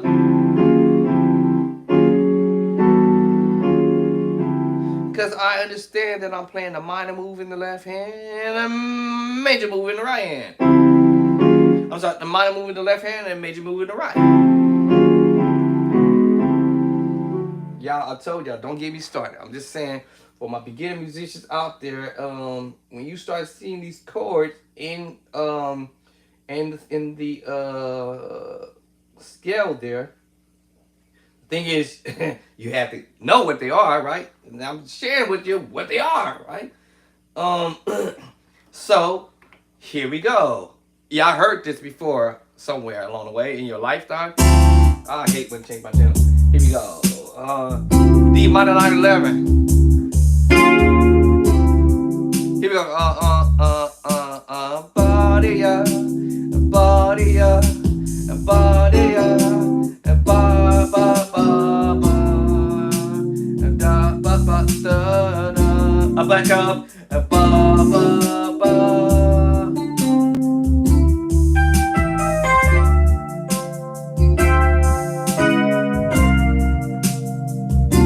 You know what I'm saying? Ooh.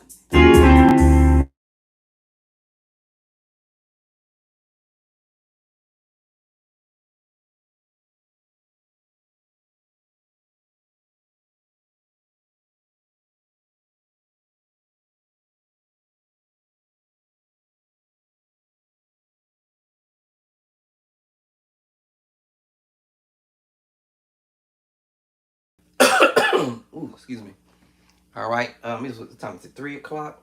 Okay, it's almost 4. I ain't gonna go overtime like I did yesterday. So yes, I know some of us ain't always been saved all life, and I know y'all heard this groove in whatever key you want to put it in. As long as you know as long as you playing a minor move and a major move at the top, F minor 9 11.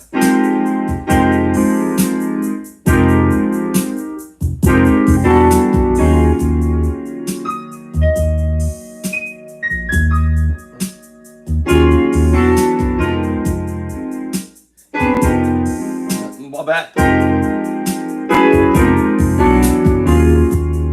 Hey.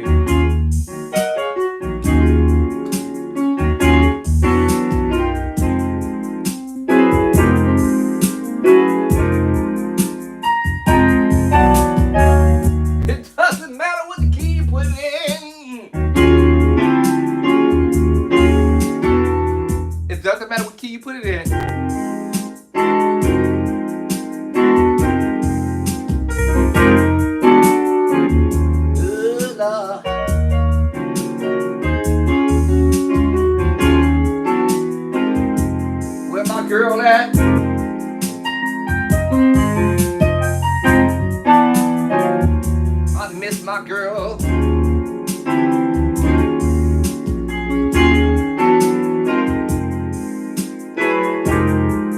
know. It's about transposing and knowing the move is the minor 9/11 chord. Right? And you know the transpose, your minor is just basically y'all, your 2 and your 1 at the top. 2 and the 1 at the top. 2 and the 1 at the top. And no, remember, I just have to remember major, major, major, major, right? Right? Minor, major. And it takes practice to try to, focus this in your mind, If I'm in F sharp and then I got to think about G, the G minor, it takes me up to F. Right? I need to go up to F sharp in my right hand. It takes me to the A flat minor move.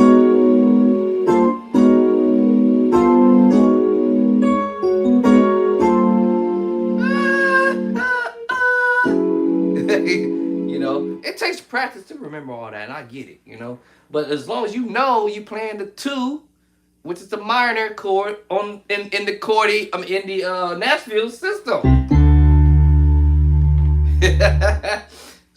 It's just not that. Okay, now watch this. Now you can flip that and go make 2 different major chords. Mixed match chords, as I keep saying. And I can take a mixed match chord and say, okay, fine, I'm going to take the 5 in C.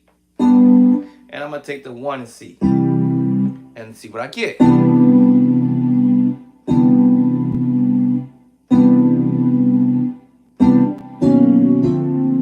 Oh, come on! Ba-da-da. Shut up! Right? So I can go either from minor to major, if you will, or we can say major to minor, however y'all want to call it. From your left to your right, I don't care. However you want to do it, that's your biz, right? That's how your own interpretation is going to be, then that's what it's going to be. So yes, you can go from major to major.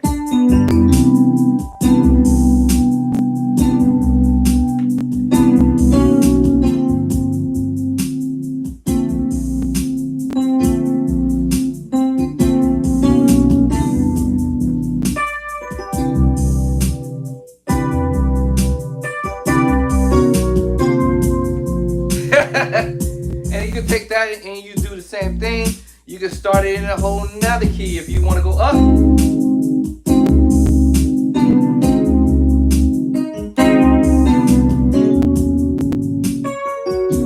That bass off.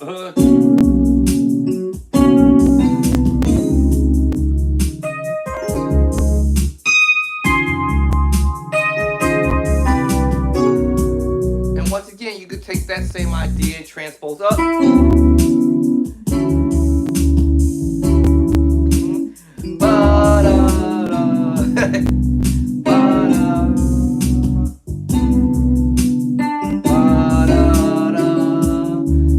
Major 9, D major 9, D flat major 9, C major 9. Back to that.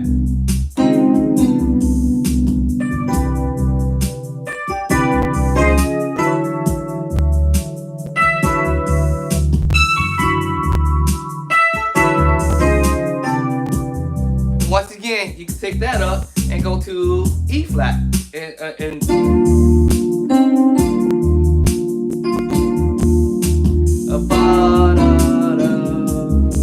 I'm adding a 13 in there.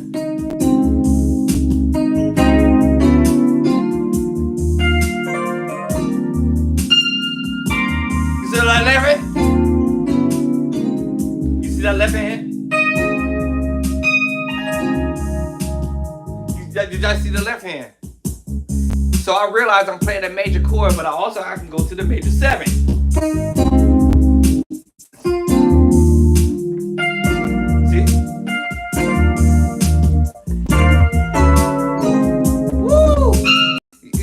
I can go to the major 7 move, or 2 major chords together.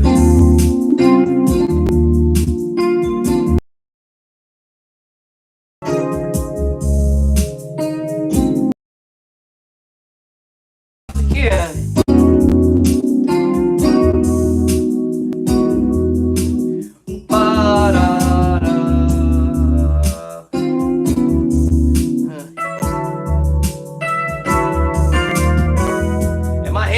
Wants to Auto wants to do the major 7. You see? So all it wants to do is I can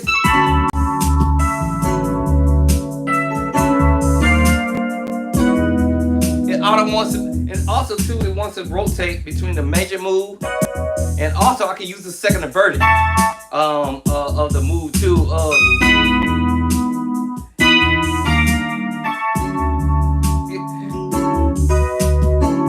See what I'm saying?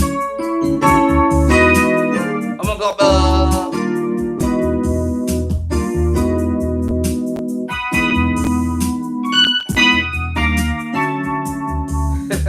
so learn your inversions, right?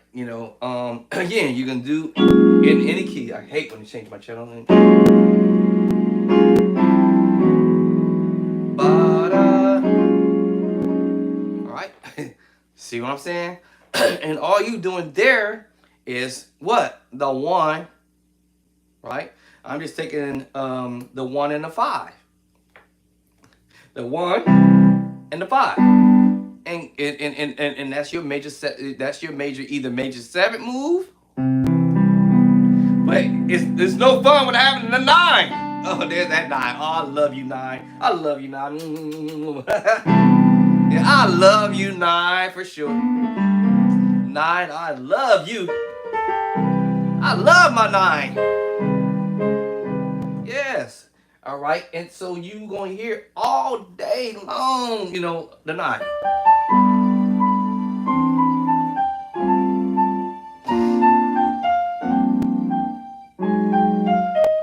Here comes the 9 with the 13. I'm sorry, with the 13 in E flat, right? That's the 9.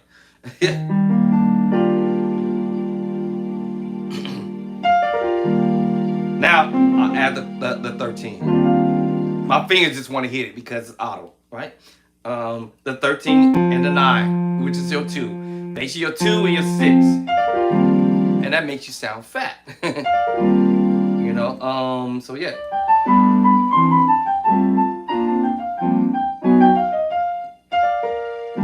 That time I'll only reach for the major 9. And the major 9 can be approached this way, that way, and some more other ways. So this is not one way to approach your chords that you may learn. So learn them in different ways. And so forth. I heard this musician. I don't know if I want to remember this. Hold on. Let me see. I haven't did this in a while. I probably shouldn't even do it because I might embarrass myself. Let me see. Let me think. What number is this one on? Okay, hold on. Let me delete this. No, let me. Hold on. Let me. I want to embarrass myself. Let me get rid of the drums. And let me get rid of not the 1. I need my 1. Unmute the 1, bud. Let me see. Is my 1 unmute? Hold on. Is it unmute? Can't tell. Hold on. Oh, yeah, it's muted. Let me see. Let me unmute. Let's go back to 1. Oh, okay, hold on. So, alright, so that's 1. Hold on. I forgot how to do this. Alright, now let's go back to the track and let's get back to 1. Alright, so listening to this musician play this stuff. This is Young Hunter. That dude's dope on the keys too. So let's see what he do. Remember, I told you that major 9 chord, y'all, and it's the 1 and the 4.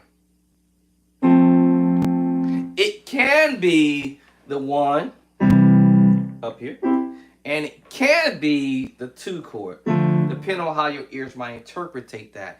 I want to settle up with the 4 in the Nashville scale. The 4, right? And that's your F major 9. You already heard me doing it in the groove up here. I want to go back to the groove. F major 9. And you can kind of play around with it with using the minor move. Remember the A minor? I told y'all. So you still have your F major 7. I can add the 9 there. I can go ahead and add the 9 there. Let me put it in the left hand. And now I'm just changing the voicing instead of playing the 1 chord. Now I'm going to play the 6th chord. And do it in the first inversion. And my chord is still going to be a major 9 chord, y'all. F major 9 chord.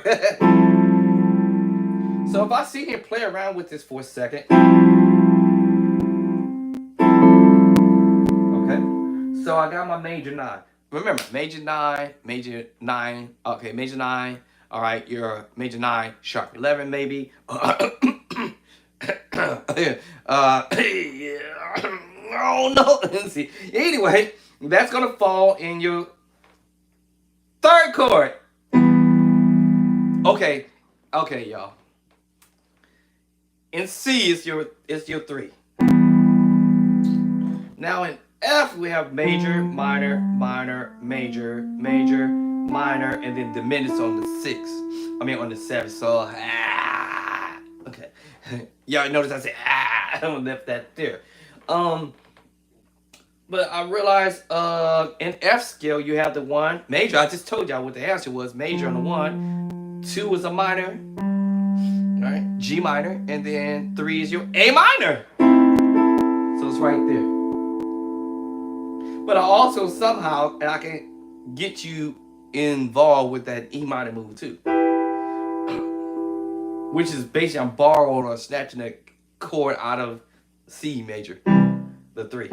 Okay, anyway, let me see something. So F major 7, right? I went this route. And then I'll also give you this route, which is the minor 9. Double up. Double up. Okay. And all I'm saying, I'm taking the 1 and the 4. And I have a F major 9 chord. F major 7 without the 9. And I can add the 9 just in the left hand. And now I'll just go here and hit you with the A minor chord. It's still an F major 9 chord. Now, you remember the C major chord I told y'all, right? And what have I told you? I can hit you with the major 7 in the right hand. C major, E minor. And what happened is you end up taking that 1, 2, 3, 4, sharp 4.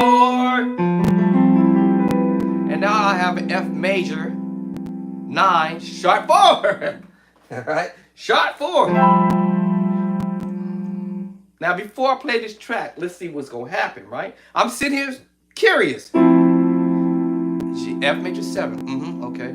That's the 9. That's the 9. Okay, let me change up a little bit. I'm gonna go this way. It's still my minor move with the F major. I'm just got the 4 chord and the 6 chord. All right. Now I want to go back to this one, the 9, and I'm just gonna go for the sharp 11, which is 1, 2, 3, 4, 5, 6, 7. 1, 2, 3, 4, 4, 4, 4, 4, 4. Right? 1, 2, 3, 4, 5, 6, 7. Right? 1, 2, 8, 9, 10, 11. Sharp 11.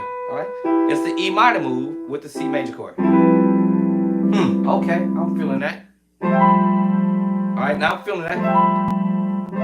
Now, you see what happened with the left hand. I got the 1, the 9, and the 3, right? Technically, right? Now, I realize that I can go like this too. F major 9, sharp 11. F major 9, sharp 11. Now, F major 9, sharp 11 still. F major 9, sharp 11 still. Oh. F major 9, sharp 11. So, the way I see this, I'm like, maybe I can use all 4 of my finger, including the thumb. And watch this, even pick up the 6. Now we call that the 13. F major is probably going to call F major 13, 9, 11. Of course, you're gonna have your seventh there. Watch this. So 1, 9, 3, sharp 11. Thumb is gonna pick up the 5 and the 13. Now, this voiced chord is called an F6-9 sharp 11. F6-9, F6-9, sharp 11. Now, my right hand was gonna pick up the 13, which it was already there, right? But in order for me to get the 13, I had to hit a note somewhere. Nope, not that one. Is it this one? Nope, not that one. Man, which one is it in the scale? Is it this one? Nope. This one? What note is it? Or I have to generate a chord. C major, probably. There it is. A piece of it. The third. Actually, the thumb would have probably picked that up too.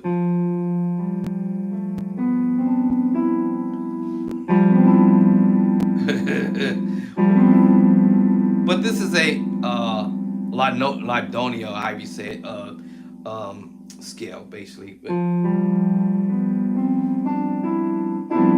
now, if my fingers can pick this up, all I have to do is pick up one note. F major 13, still got my 9, my sharp 11. But to make it clean and sound better, yeah, don't do that. So I had to take that off. Don't put it here, I'm gonna put it in the right hand. There it is, sharp 11. Right. Now that sounds cool. Now, let me add some more notes up here. Woo. Now my finger wants to play double up the 13. There you go. Ooh. Now let's go back to that major 9 again. No sharp 11. Just grab the 13. Take out the 13 again. Let's just switch the finger over here to the minor move. Still the G major 9 chord, y'all. Now let's play the moves. Now remember, I had played these chords. Okay, I didn't play them all. Let me see. Let me think of the rest of it.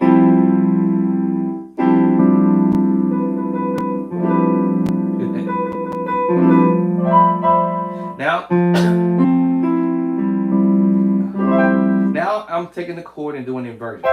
C major chord and doing inversion. Oh, root in the second inversion. And root. Of course, my thumb wants to hit that 1, 2, 3, the 3. Oh, wow. Now you notice the third, the thumb is on the 7 now. And also I can go to the 6, which is the 13. And I can give you this voicing. F major 13. And I can transpose that.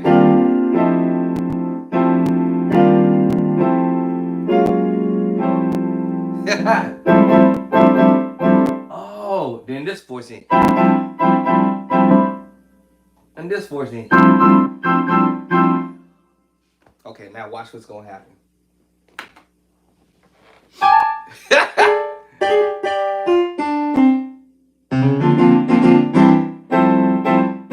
I know y'all heard the chord.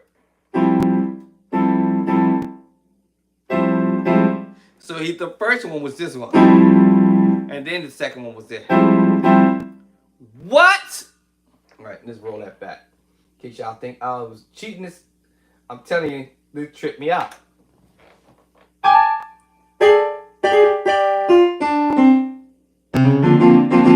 That was B flat.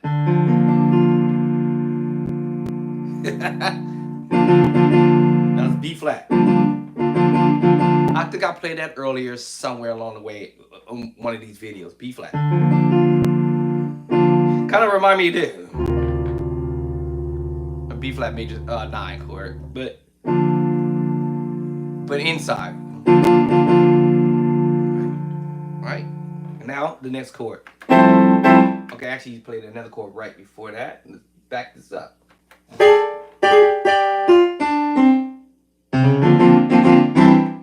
All right, da da da da da. I told you. The 4 and the 1. Right? Now he played B flat here. But I'm gonna pick that G up and create a minor chord. Let me see, I think. Oh, let me see, my brain heard something. Yeah, G minor 11. You heard me doing this earlier. When I did that best of me. And I told you there's more than one way to approach the minor 9 or the minor 7 chord, the minor 7/11. All this is different ways of approaching that. Right? That sounds whack, so I'm see.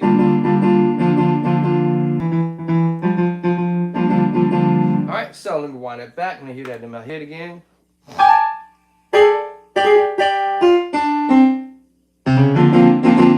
Okay, so I was right. So yeah, B flat add 2. So many ways to do the B flat add 2. I told y'all earlier in the other parts of this video, in other videos that I've already done, you can approach the B flat add 2 different ways. Alright. B flat add 2. F major 9, okay.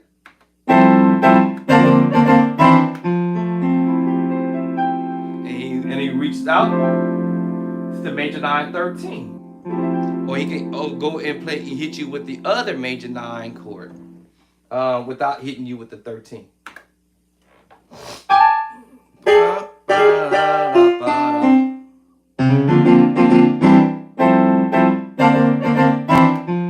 Yeah, so I was right, so that was it. And then he reached out and spread the chord out. Because he understood that, hey, I can do inversions. What? Yeah, so he understood he can do inversion. The other move he was doing was he used the tritone. Let me see. Let me see. Da, da, da, da, da, da. Da, da. I think it was this one. Let me see. I know he used the tritone to come back to do this move. Right? So let me see. What's that? Nope. You see, it's a sus2. G sus2. I hear that at the top of my ear.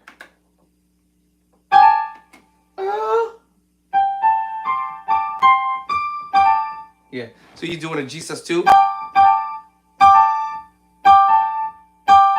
That's a G sus2 flickering it or twanging it. Then he does an octave lower. It's a repeat. Repeat. And he does his little. And then let me see what else. Da da da da da. Oh, hold up. Da da da da da.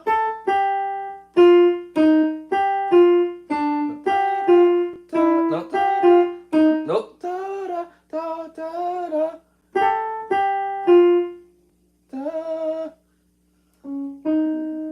I'm gonna say. Let me say. Hold up.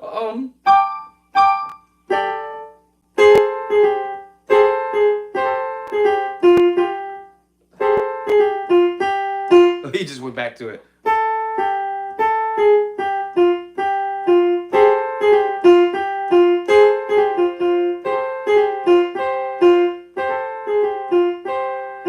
That's what he's doing right there. Actually, he's holding the D this time. Actually, he was holding the D the whole time. Actually, and then he was holding the D here because it's a sus2. And then he's doing that.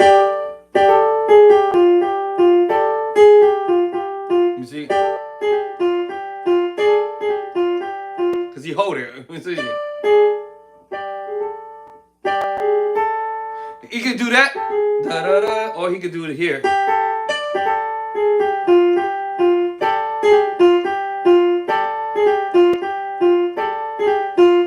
Something like that. I don't have perfect pitch, but I hear that in my head and see what.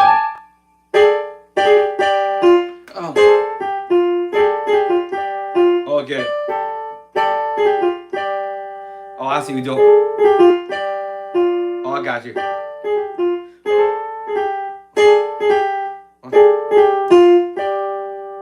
That's how you do it.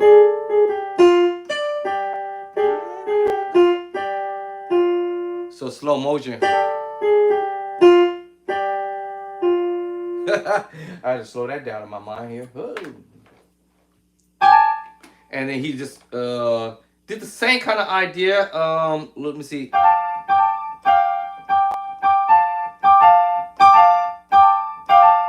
I think he's doing that. And it's real quick. So let me see, make sure my mind is hearing that correctly. Oh, I was wrong. Okay, he repeated. He's just twanging it like he did the other one.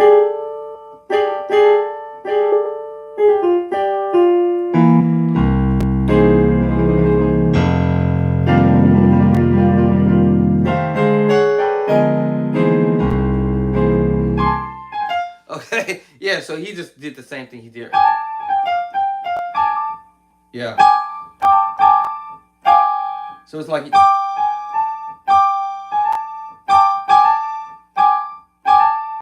know, it's hard to slow it down and say exactly.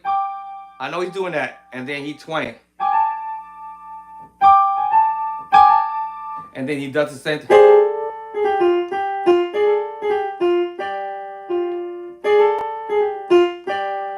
And when you're learning stuff, you want to do that slow as you can. And you speed it up a little bit.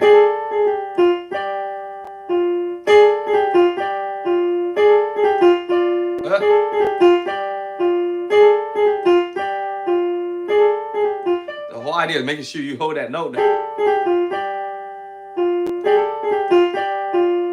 And then another note he hits after that.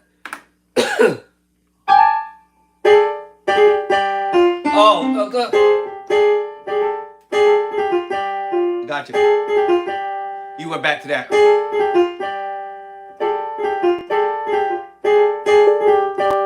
Okay. All right, let me see. Hold on. So it's like. So actually, he hit this version. And then he hit it. Okay, I got you now. Da-da. And then the chop.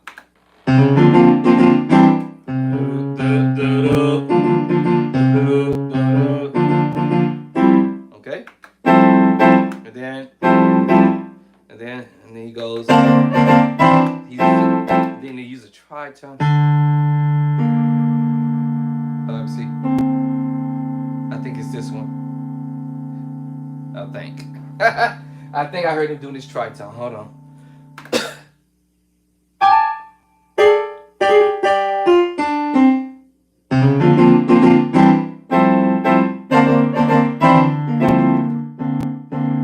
Yeah, so he uses this tritone and he's going back to that chord that he had already played.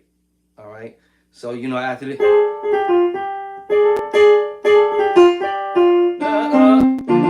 That move right here. So he's using this move, the B flat, and he's putting it up here and hitting you with the what I said, the tritone, right?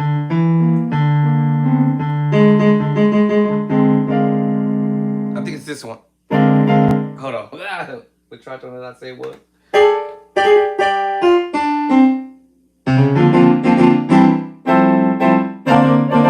Yeah, D tritone.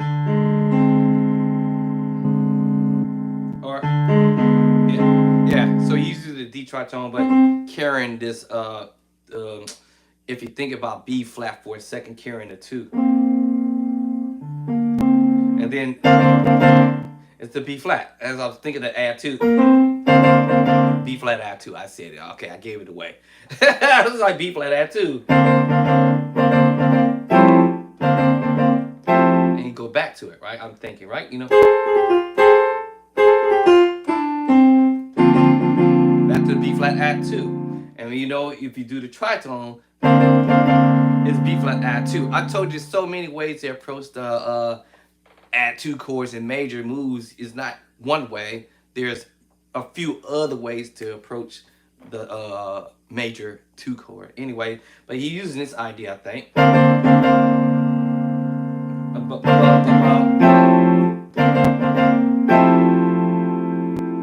Right? And then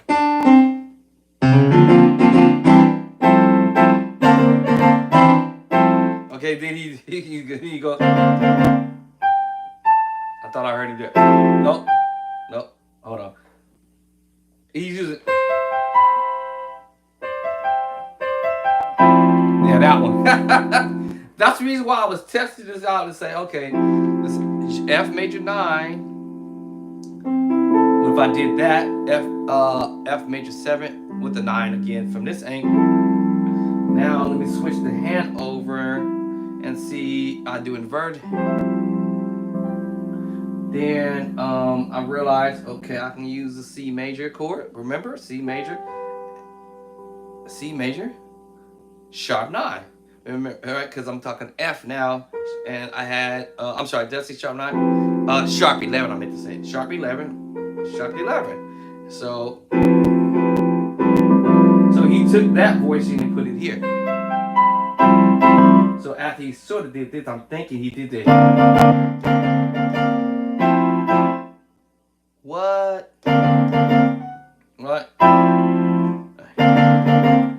And if he wanted to, he can go ahead and hit you with the 13, like I said there.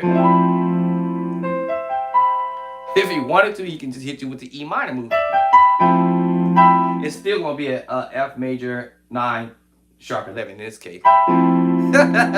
Without the 13. Now it's the 13. And he can still hit you with that, which would be an F major 13 sharp 11, right?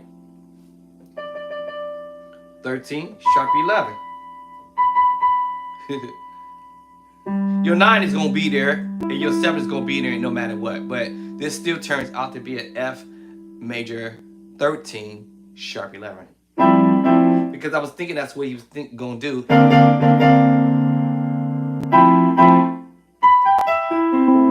And hit you with the 3rd chord. 1, 2, 3. And the 4th chord. We already know what a 5 chord is G. We already know what a 6 chord is the minor move. So he could go any of those moves.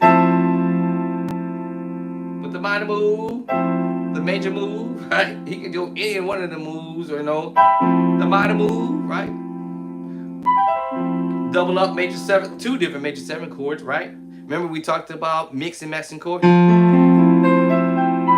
Basically, yes. If he wanted to take the major 7 and do a C major 7 3rd inversion, he could, right? Or F major 7 if he wanted to, right? So yeah. Also, I played the wrong one. That was F major 7.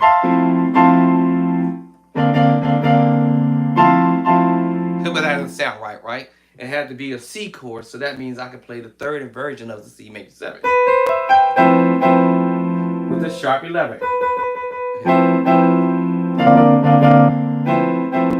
Sounds funny.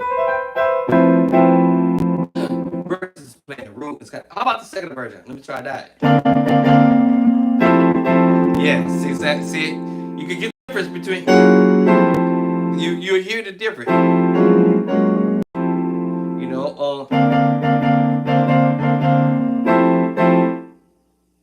Or I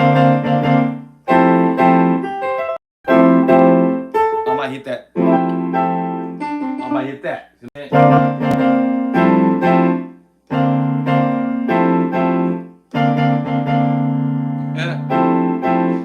So yes. Learn the 9, sharp 11. It might work for your favorite and some stuff. and the 13.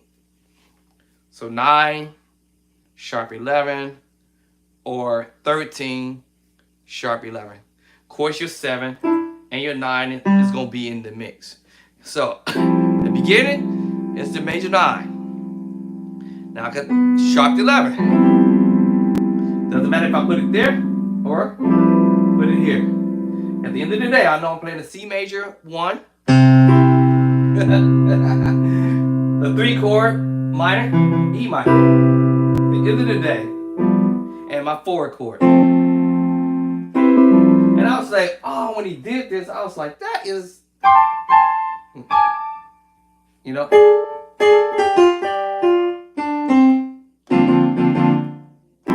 That was the first time. And then, or I'm sorry. No, I think it was this. Or no. I thought this was for the top note. And then the tritone move. And then he went up here with it. Or, what? Well, E minor dog. Or,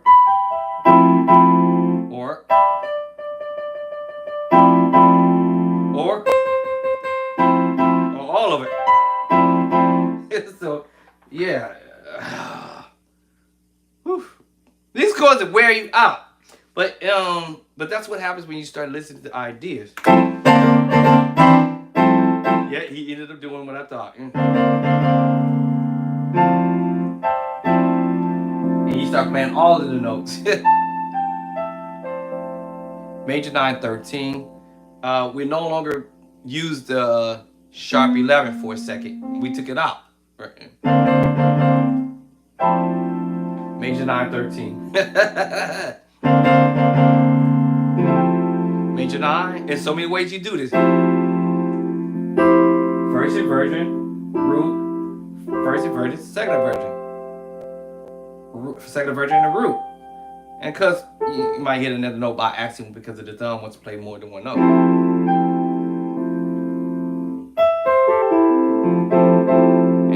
So I'm using the audio of the major 7 chord root, second inversion, and third inversion.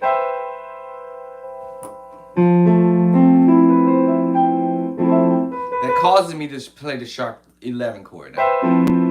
Whenever I do it like that, that causes me to play the sharp 11, C major, E minor, F major. So I'm not gonna double up the 11 chord. Let's do it. Right? I feel it's kind of like an overkill, but anyway.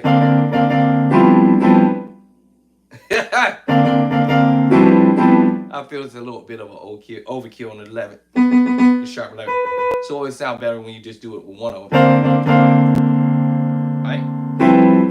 Yeah, it sounds better. And that 13 is helping out. That 13 is helping out for sure. So it doesn't sound too whack. And then you just move the position over. Now this time we don't have the 11 until I go. Or until I go. And that, like I said, the 13 is already there. And I can double it up here. Alright?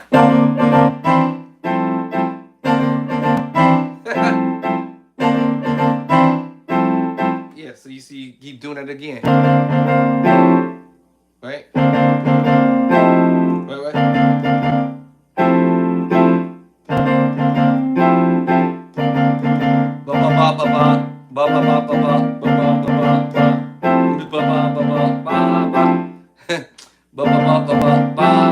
You know, and now it's in my head now. Yeah, it's in my brain now. Right? Let me see. Let me see. What did he play? Did he play another chord? Hold on, I just missed it.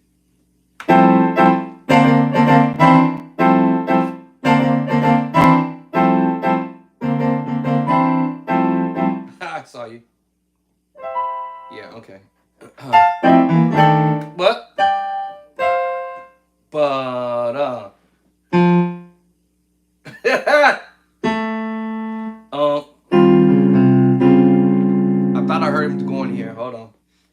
You done lost my mind. I done lost my mind when I thought I heard him going to the major 7 flat 5 move.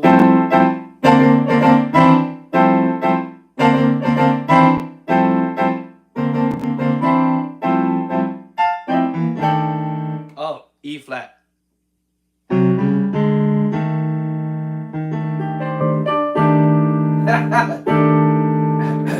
So he transposed, you know, you can.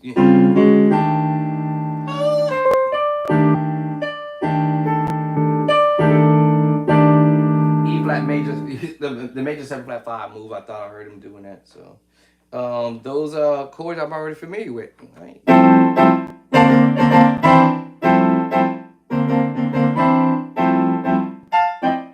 So using the third. What was it again? I lost it. I don't have my concentration on them. Nope. Let me see. Is that one? Oh, okay. So he's using the third. All right. You know the major chord. Using the 1 and the 3. And I thought I heard him doing that. You're gonna hear a lot of that. Hey.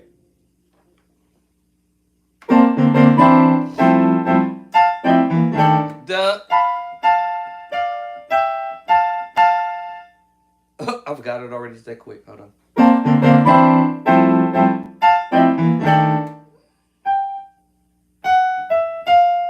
Let's see. What did I say? I forgot what I just heard. Hold on. I done lost it again. I lost my concentration. Hold on.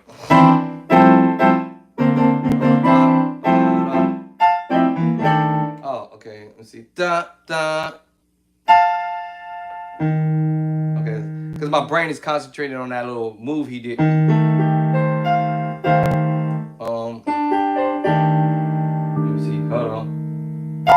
These are new nuance or whatever. I think that's what I thought I heard him doing on mine. Hold on, let me hear that one more time. Sometimes it take me about 10 times to get that.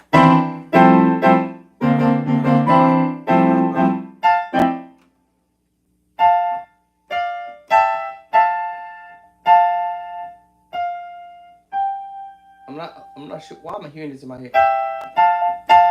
Yeah, I think that's what he's doing. Hold on, I almost catch it. Let me see if I'm. Yeah, I think that's what he did. Then let me see. Sit up. Sit down. Let me see. He does the tritone. Hold on. Okay. Okay, so he's using the major 7 to pull this off. Hold up. I'll be breaking this down in my mind like, what? So this gets tricky because he's going, what did I say the other one was? What was it again?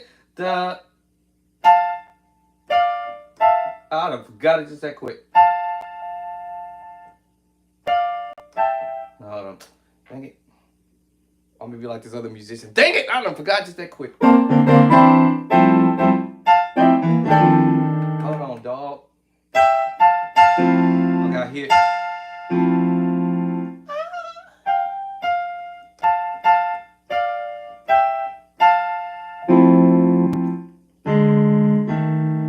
Let's see, hold on. One more time, I try to get this.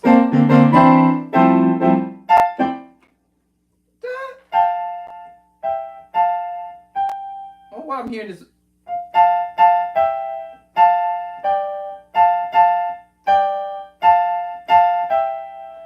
I'm hearing them. If I'm hearing this correct. Okay, I got it. Okay, because I was like, wait a minute, how is he? Here it is. So he's doing slow. I'm trying to make sense of it out of my brain.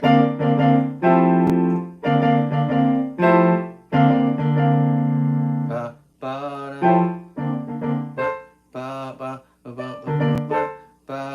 then yeah, that would make sense. Cause I hear this idea that Elder DW does.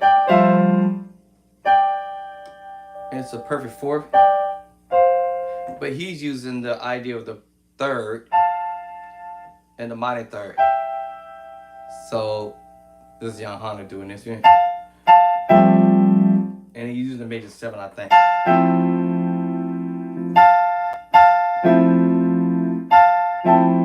Picking up ideas, y'all.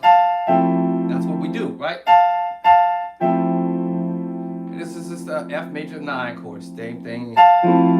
F major 7 chord. And this is the F major 9. You're just playing with the third, F the third, and E minor third.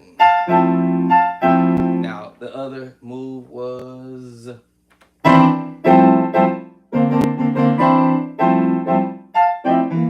Okay. Da-da. Wait. Hold on, let me see if I hear that tritone. Da, da, da.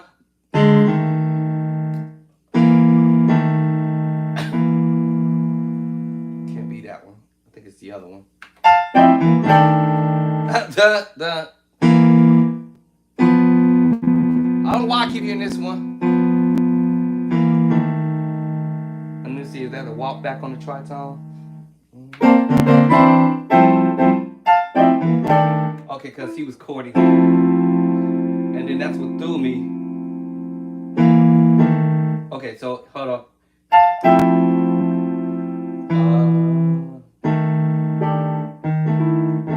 Hold on.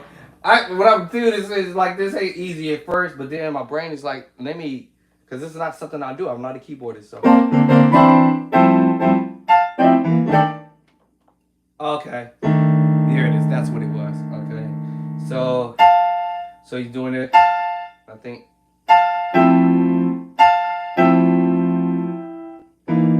Oh, how would I say?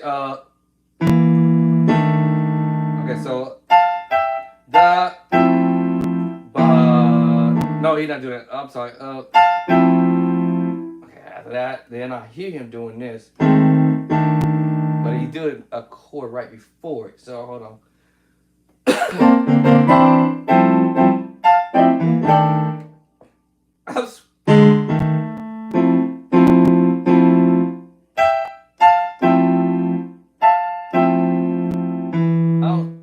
What is he doing? I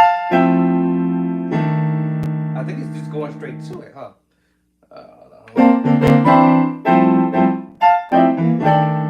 Da da da. Da da da. Okay. All right. So because it's going, my brain's like, hey, slow it down. Da da da. Ba. Okay, hold on. Now I'm gonna make sure my last chord is what I think. Yeah, it was.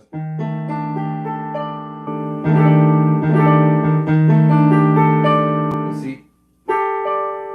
I think it was this one. So what is this chord still? The E flat major 9. I'm sorry, E flat major 7 flat 5. But I got a feeling the thumb picked up the voicing here, because I think he's doing this. What did I say? I forgot already. Because he hits the move. I already forgot already. So hold on.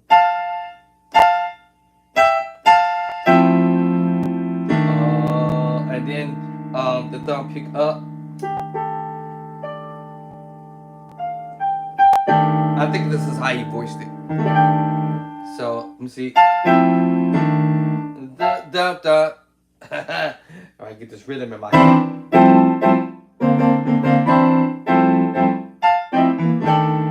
I feel like he's doing. I feel like he's doing. I feel like he's doing that. Oh, there it is. All right. Let me see. So let me see. Nope.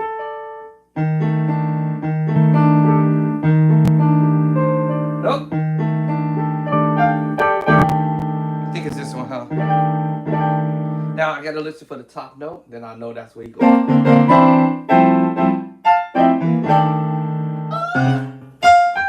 It was. Because I can hear it that, but I want to carry that note underneath there. The secret sauce chord still, which is the A7 sus4 chord, but I hear this idea too in the bottom of my ear here or whatever, and it's just the sus chord, right? The sus2 and the sus4. And that's why I was hearing that G in my head. I'm like, that might work. Because when you roll it in, so I think that's what you might be doing, dropping back with that tritone. Woo! Y'all, this gonna make your hands fat. Playing all these fat chords, man. It would make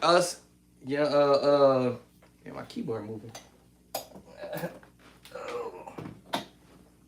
All right, my what you call it, keep trying to get away from me.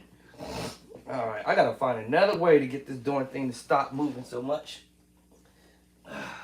It's just a distraction. It's getting on my eternal last nerve though.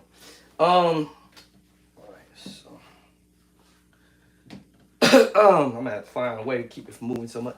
So yeah, when you want to learn how to play like the pros, sound like the pros, you got to listen to what the pros is doing, and the stuff that they're doing is all basic stuff, and then it's just kind of like, you just trying to figure out.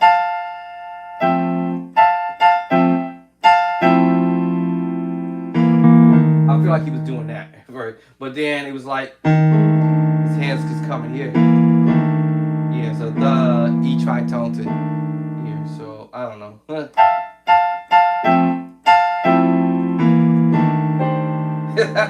All right. I'm not perfect with it. Yeah, I feel it. So da da da da. Oh, wrong one. So.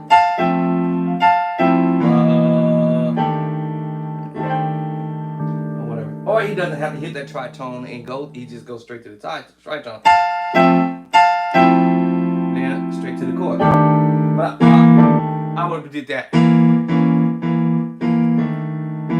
I would have did that myself too. Yeah, I would have did that too. I would have did that for sure. I'm just saying. Every move he. So we got the sus2 move. Or we can call this well, the perfect fourth. So he plays like the A, the perfect fourth, the A perfect fourth, but he twangs it. Y'all know the twanging. And then it brings you to the sus2. Actually, you know what? Scratch the sus2, actually. The sus2 was just to say, hey, listen. Check this out. So he actually just really twanging the perfect fourth with the A flat. And then he comes back and he do the same thing here. So scratch what I said about the sus4, because I thought about it now. Yeah, that made me. So scratch the sus4, sus2 I said earlier. Take it out your mind right now. I said take it out your mind. Take it out.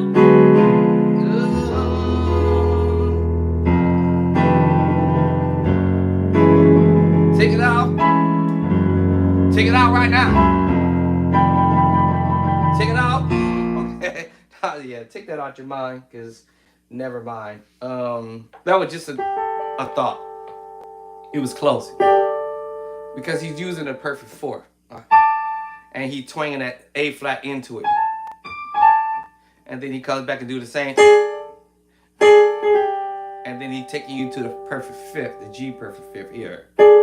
Perfect fourth, twanging it, or gracing, or whatever y'all want to call it. I would call it twanging. And then in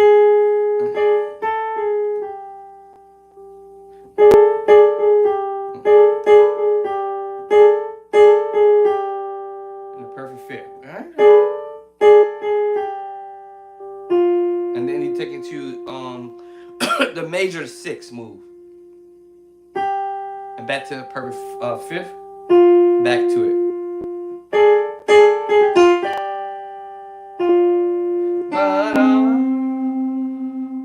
And then that B flat move, B flat attitude, and F major 9. Ba ba ba ba ba. Right there. You just spread out the major 9 chord, F major 9 chord, right? You know. Then the other time you use the tritone. How did I do that other one? No. Yeah, that's what. Look. That's what he's doing. And then he spreads out the. Okay, now I just realized. Ba, ba, ba. The first one was, you know, like I said. Second time round. What's up?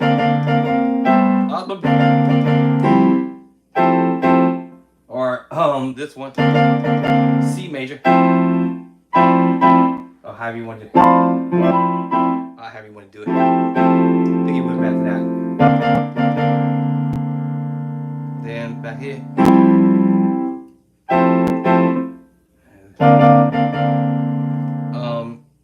Go here. And reach out to the next move. However you want to do it. And then that last little move he did. And where else he's going?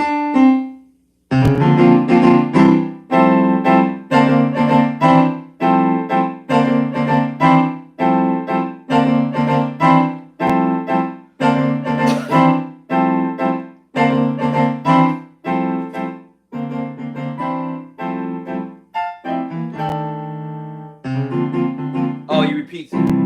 What? He repeats that again, going back to the top, so to speak. But then I heard him go the D minor 9/11. So he messes with this a little bit, you know. Yeah.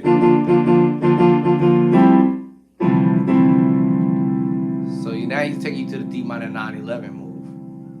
So once you learn your minor 9, 11, 13, and your major 9, sharp 11, 13. And that's where you hear a lot of cats messing with, right? Or the major move. So if you know your minor 9, 11, then you can know your... Once you learn your minor 9, 11, and then you can come back and you can play your major 9, if you want the 13 in there, right? You know, right? You can transpose that. So you notice I used the C, right? C minor 9/11. Transpose up to D flat minor 9, D minor 9, E flat minor 9, right? E minor 9, F minor 9, right? And so forth and so on.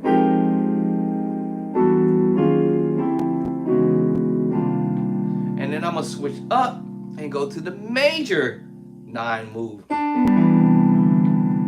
major 9. No, well, okay, I gave you out to 13. I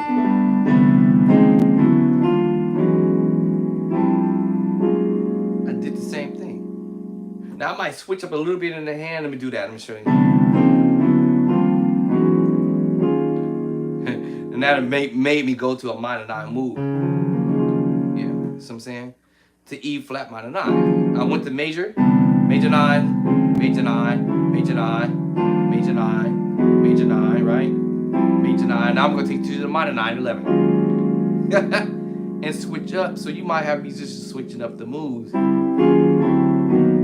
Or switch up and come back and hit you with the major move. Major 9, major 9, major 9, major 9, major 9.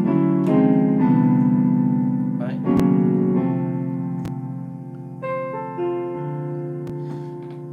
And then you end up once you master this, it's pretty much a wrap, because then when you start hearing your homies doing the move, or that other one,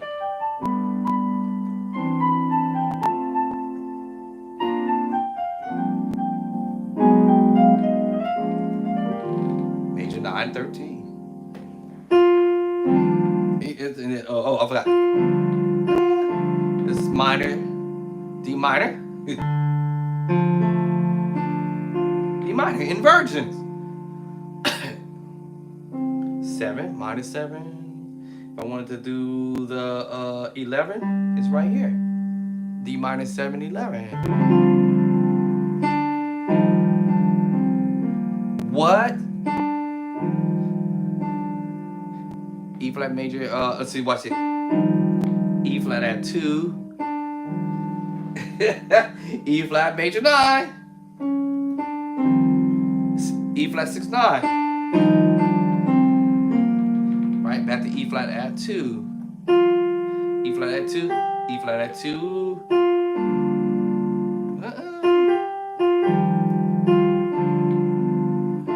Was it?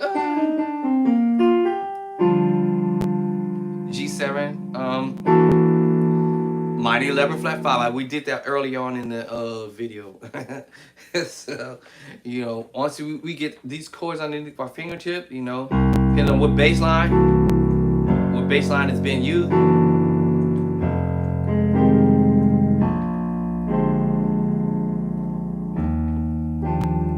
And I wasn't for sure how the musician would have did the song as far as bass line, but I looked at my options. I can go C to F, to B flat, and back to the 1. Sorry. Shoot, I don't even know what key this song is in. I don't even know why I even said the 1. So it's like 1. I don't know what key this song is in. I thought it was in G. I don't know what key it's in, y'all. Yeah, so I can change the bass line, go F sharp. Instead of going to the 2, but like as if I'm in E flat, I can go to the 5 in E flat. I'm sorry. Hold up. F sharp. Instead of going to C, right? F sharp. Let me see, how did I play that voice? And I forgot how I did it.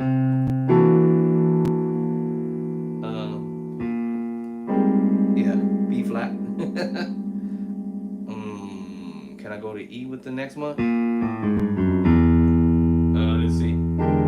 Yeah, that's crazy. I'm changing the bass line. Let me see. That is funny. C, B flat.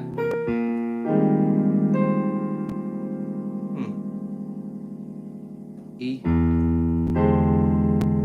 That's funny. Let me see. Hold on, y'all. C to F sharp. Let me see. C. No, not C to F sharp. Let me see. We try C. So let me see. So C to B flat. I stay on B flat. Or could I go to the 2? Yeah, 2. Let me see. Hold on. That's crazy. Go to E flat. Can I go to F? No. Maybe B flat.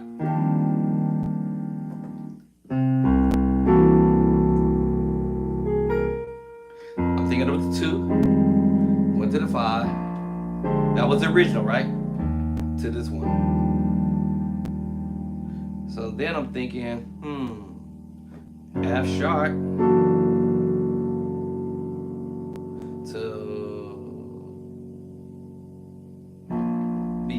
no, what did I do the first time? So C to F. No, remember that a little bit. To B flat. To E flat. You see that chord progression, right? You know, C to F to B flat to E flat. So if I did the bass line F sharp, all right, and then instead of going to F, go to B flat to E. What? Let me see. To C. No. To E. Hold on. To B flat. Let me see. 2,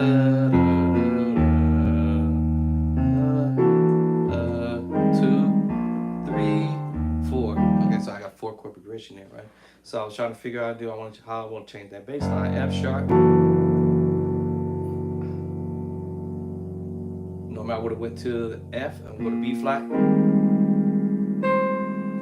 then I'm gonna go out of because of the B flat to E. Now this, I'm getting stuck here for a second, so I'm thinking I would have went to the E flat. So can I go to C? Yeah. Let me see how that would sound.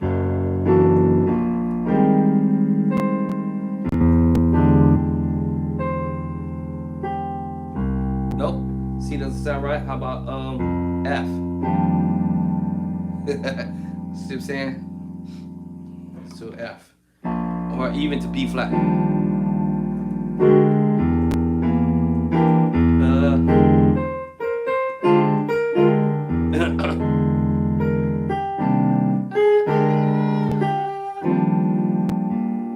More like I'll go back to that E flat.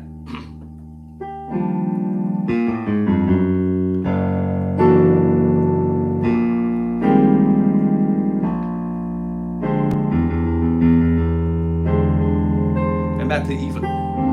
Yeah. So you see, you can switch that up. I thought I can go to F or either to B flat, but because of the move, so C, F, B flat to E flat.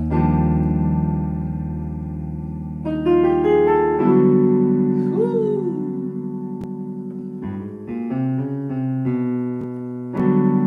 B flat maybe, or F. I think it's B flat, or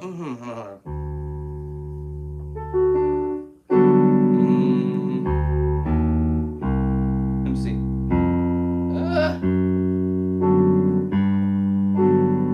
Hold on. I don't know why I'm thinking B. I could be wrong with the B. E. That's what E minor 9/11. What's I thought? Duh. E. So.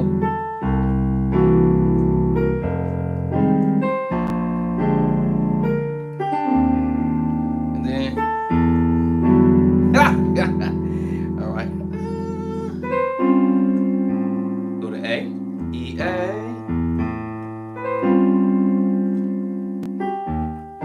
You see what I'm saying? So you can create ideas, or you can hear an idea, all right? And that's a nice little chord progression right there. I mean, 5, 6, 7 chord progression there. You know, from C to a B flat. I forgot what I said. So C to F to B flat to E flat, and then da da da da da da. E minor 9. Remember, we transposing. We literally just did this. The difference was is the 3-finger chord movement. That was the difference. And then I added the which is I'm basically playing the second version of the major 7 chord. Versus the 3-finger chord. So, you know what I'm saying? That's the only difference.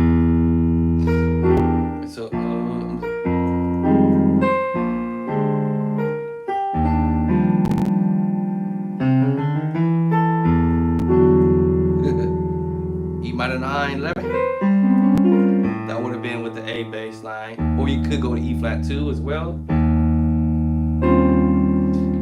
Chord is technically a major 7 flat 5, y'all. And I can revamp that movement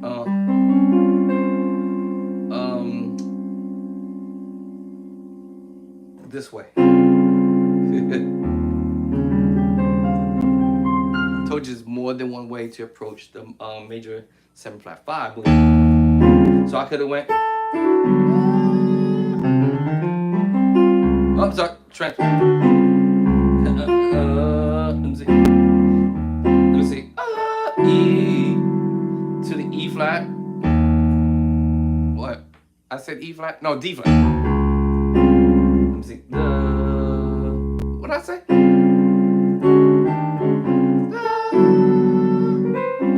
So D flat major 7 flat 5. I could have came at it like. Definitely we use the A.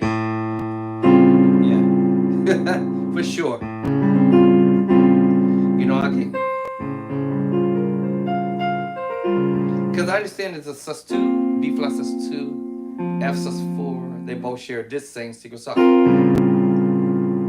But we just use this little, you know, little twanky twang. And bring it up here. But also, I know I can use it on the E flat too.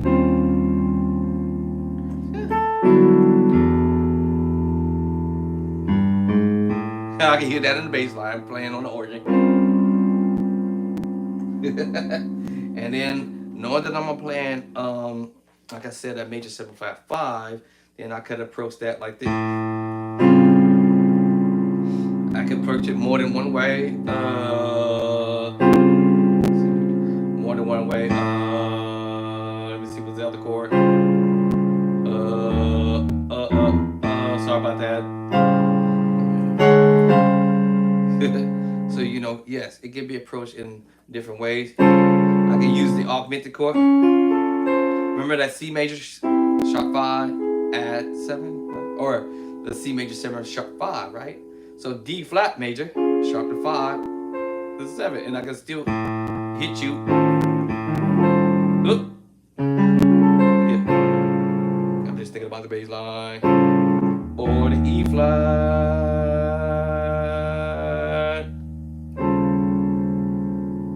It just changed the name of the chord, and you just voicing different. You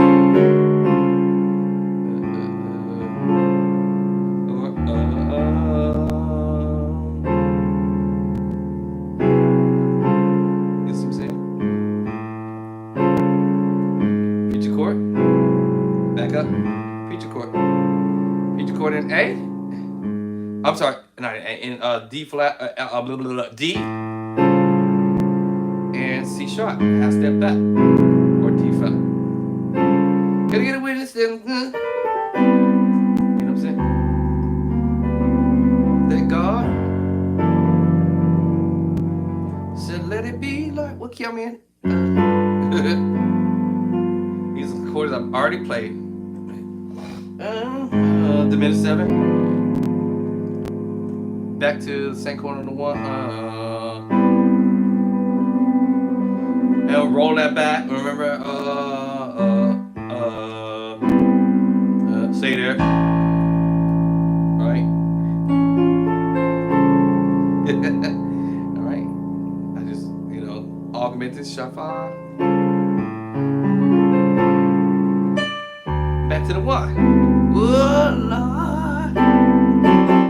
In the key of D. It was not that hard to do. Can I get a witness? Thank God, it's good, right? Yeah.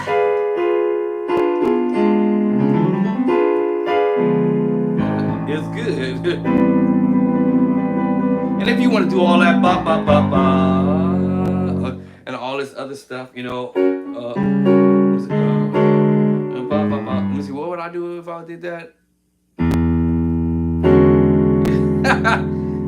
I would have did. Well,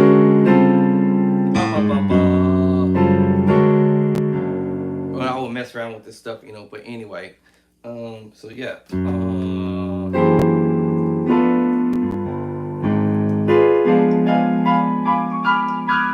I'm not a keyboard player.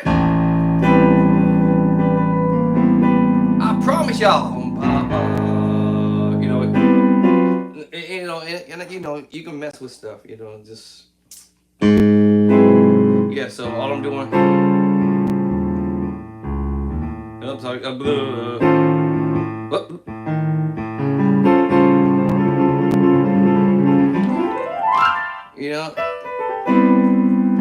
That's terrible.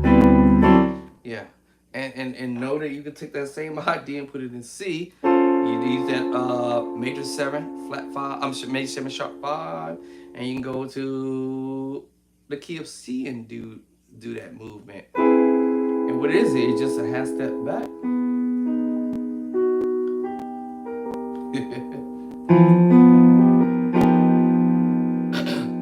Right? And know you change the bass line to C sharp. Depends on the voicing you want. See what I'm saying? Let go. No, I forgot the chord. I always do that. I don't know why. Here it is.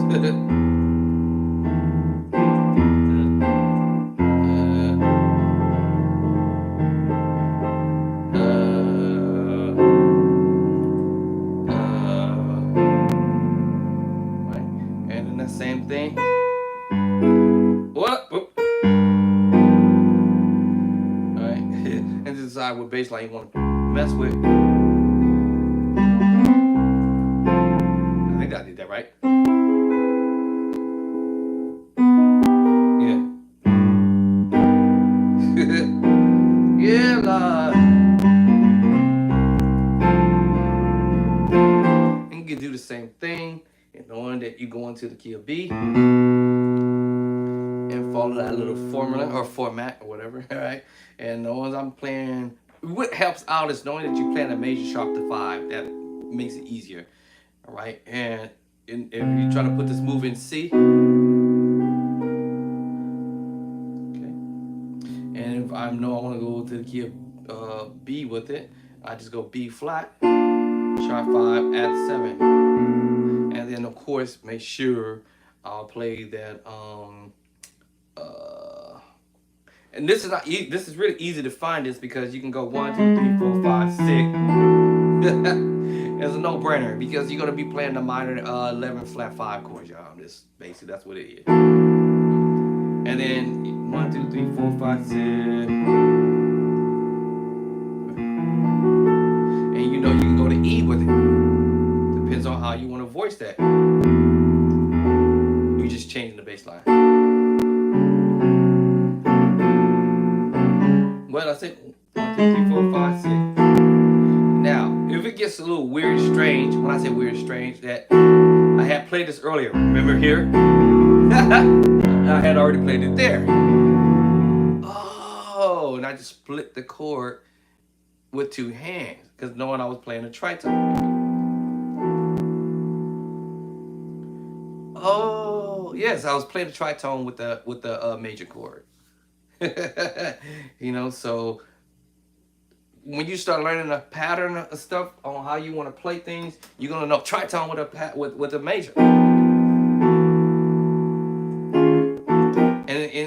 And this how you want to use it in whatever the key you want to use it in.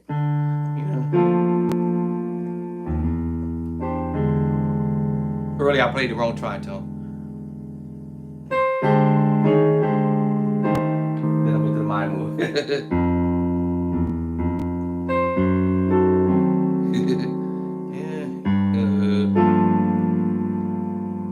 Then what did I do? Transpose up that C major 7 sharp 5 right to a D flat major 7 sharp 5 on the well, we're in D, so I had to put it on the what? The 5. 1, 2, 3, 4, 5. See? Back to the 1. Right? Simple. When it comes to taking chords and transposing, right? So then, yeah, and then put it in that key of D. I already know how to do it in C sharp already,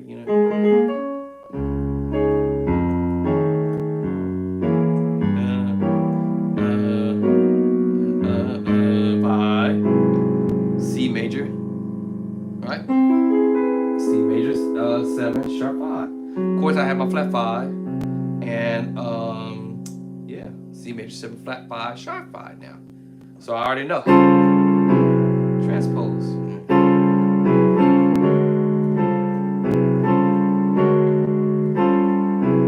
Right, so I identify which one I'm going to be using to use it in a specific key. So this will be for D flat C sharp. This one will be for the key of D. Now I want to use it for the key of C. Then I transpose back. Now, now I might not like this voicing.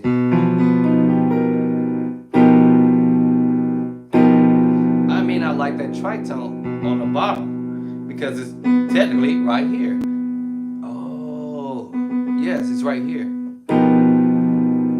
For the key of C, I'm gonna get a witness that God is good.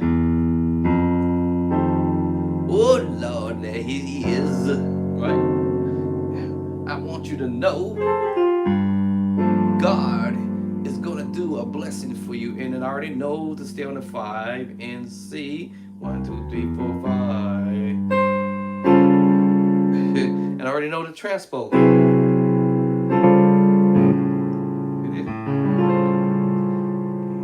And yes, He is. Wait, wrong one. D. I was supposed to do this in D. My bad, y'all. Y'all caught me. Y'all, somebody busted me. No, that was supposed to be going for the B. All right. So for the one for the key of C, my bad. Let's do that again. Good Lord. All right, and said,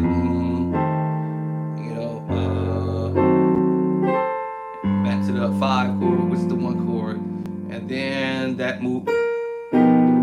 I might have don't want that voice in there, right? But I already know what the chord is supposed to be, right? Or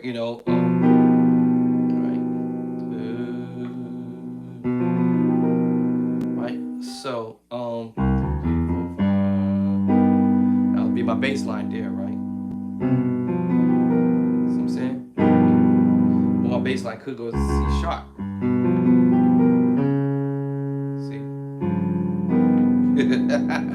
All right, and I know that because I can use that idea too. So I got a piece of the bass line there and a piece of the bass line there, so the G or C sharp.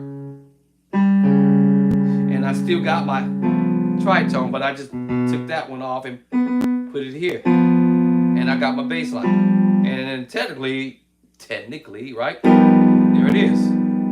It's an F minor 7, F minor 11 flat 5. I'm just coming at it from a different angle. I'm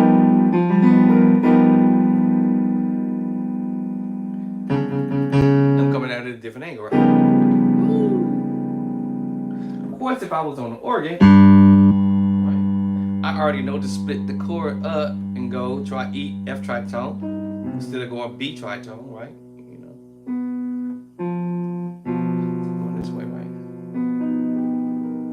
This is the augmented chord. B augmented is related to E flat. Oh, so I already know that, knowing that I either want to go to the G or do I want to go to F sharp or C sharp? I'm sorry. All right, G7, sharp 9, sharp 11, flat 5, and all that kind of. It might sound great on the keyboard, but it's definitely not going to sound that fantastic on the organ for sure, because it's got too much going on here. So now I realize, oh, this is a 2-handed chord. 11 minor 9, 11. I had already told y'all this earlier.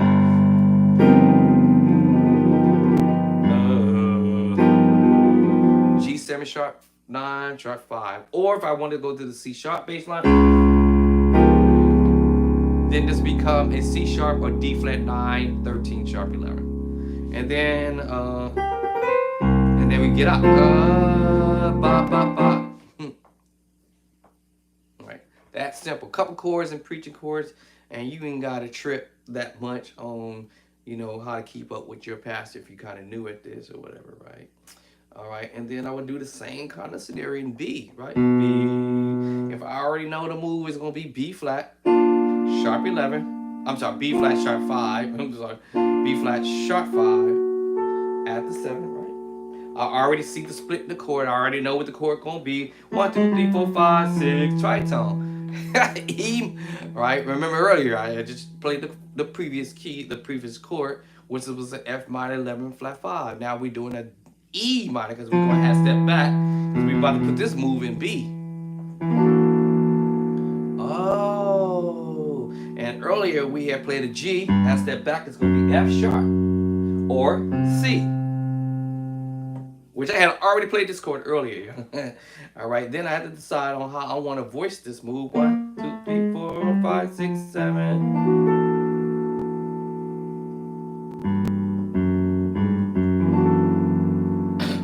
Or, what did I say? C? So I'm saying, and then 5, 6. I mean, so 5, 1, 5, 5, Can I get it winning? Secret sauce chord, which y'all already know. It's just a transpose for what I just did. Alright, the G major 7 flat 5. Even if I drop you with the tritone, fully drop top. Drop top, drop top, drop the drop it. It's the same thing. Can I get it with? Alright, so yeah, on the 1. And the 1 is the 1 chord, you can use it on the 5. Turns it into the minor 9/11 move. Gotta get a witness. Right? Gotta get a witness, right? Thank God. Thank God. Alright. G major 7 flat 5 is good. Minor 6. It's the 2 tritones. You can you have 2 tritones and you have the minor chord. And you can use the tritone, the D tritone, and mix them both together. Alright, that should be put me on a well, hold on. The 4, right? Yeah. And then we want a diminished move. We're gonna go up to the 4 up. Alright. Because I hit the F bass, it's a F diminished 7, right? If I don't hit it, the bass line, it's gonna be a D diminished group or family. And the F diminished is there, and the A flat diminished is there, and the B diminished family. Oh. Oops, what I said? Sorry, I hit. So, gonna first thing B. Get it. A major 7, y'all. A major 9. Right? Major 7 flat 5. So you want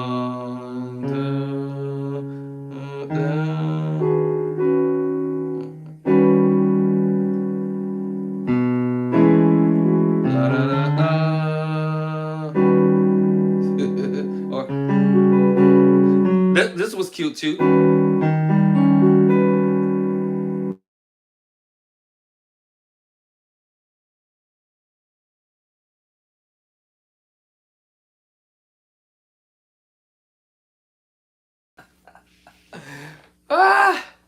She about to talk for an hour. All right. Anyway, so I'm in my man cave. 3 to the 4. 4 up. Plus 4. Same chord I did on the 1 is on the 5. All right, and then you remember the move I said. What was the chord? I done forgot it already. Oh, B flat. I think I said B flat. I think I said B flat. Yeah. All right. And we're supposed to be doing this on the 5.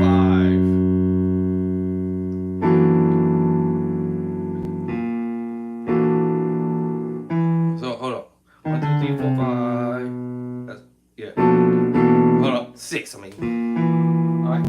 So let's go to the 4 up. To the 4 up. 4 to the 5. And then we stay on our 5, right? Right? In B. 1, 2, 3, 4, 5. Alright, so 5. All right, and then what I said B flat. There it is. And then we go to the 5. Yeah, it's a little bit of a stretch there. Right, and then you can do that little da, da, da, da. That's just basically just playing that 5, 6, 5, 1, ba, ba, ba. All right. So you just duplicating the same chord. I gotta practice this stuff myself on the organ. You gotta get it with da da da da da da da. Let me see how I do it. Yeah, minor 6 to minor 7. Major move, but because I'm on a different bass line, it changes to a minor 9/11 chord. All right. What I said? I don't got what chord I just said? B flat. There it is. And then 1. Right. Woo! I gotta remember that myself.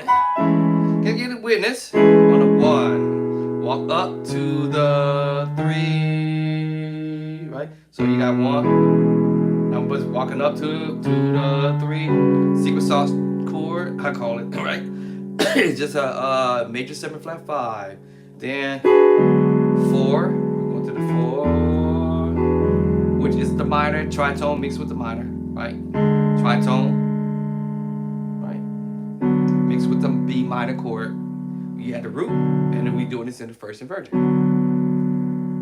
and that's the tritone, D tritone. 4 up, diminished move. F diminished 7 because that was the bass line I get. F sharp, then we're going to the minor 9 chord. F sharp, minor 9/11. Stay there on the 5. And then that's when we do that other chord. I was doing this. Why I always do that?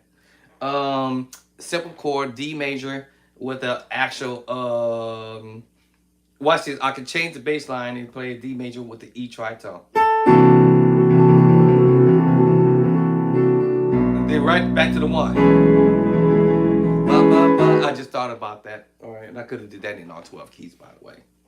So actually, we was headed to the 5. 5. Stay on the 5 until you're ready to do that other little move. And then D major. I can play the whole full chord, D, second inversion, and the root. That voicing. Or play the D major in this voicing, but I'm gonna use this E, that voicing too as well. I think I played another one that I just forgot it just that quick.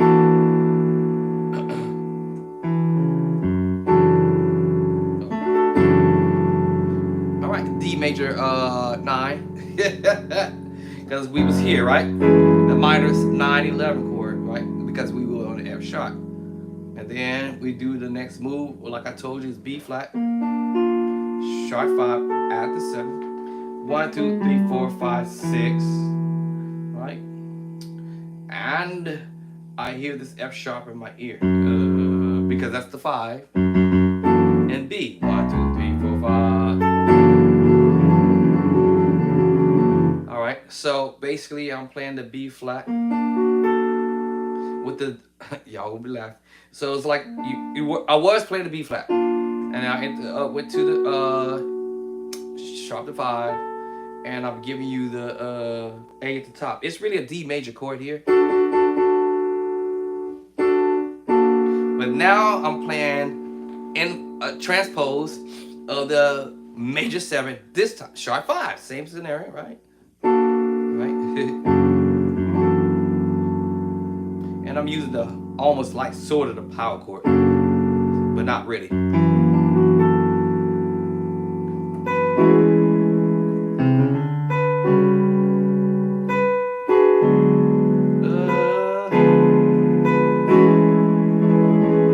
And then why I keep doing it?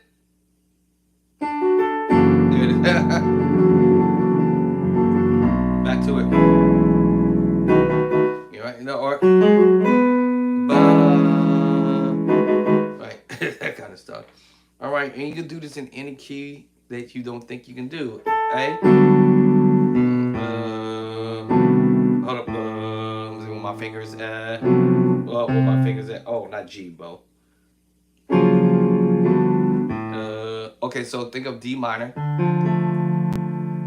and I'm thinking of a D major chord in a sense, and I sort of pretty it up just a little bit. Gotta get it where it is. All right, so hold on. Yeah. All right, and sometimes I think of the G major 7 mixed with the B minor move and then the D major move. See?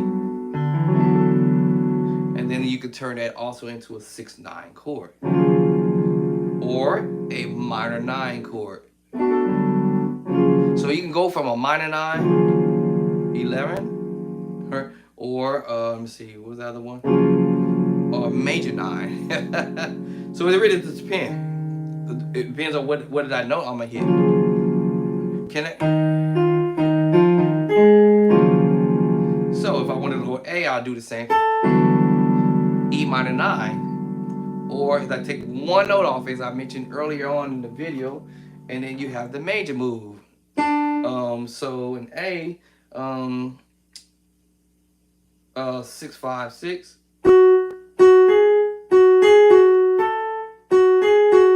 What key I'm in? A. All right, so 5. Have to remember what key I'm in. You get what I'm saying? So if I'm thinking of the major move, and as soon as I hear one note, it turns that move into a minor 9/11 move, right? Minor 9, can I get it with this, right? And so oh, hold on. How do I do that?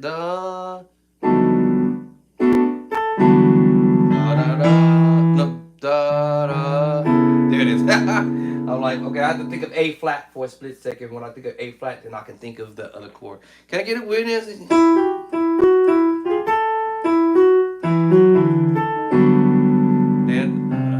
And then I do this little. I might even go backward. Let me see how.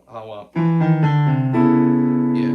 Can I get it with that God? All right. Remember I did this earlier.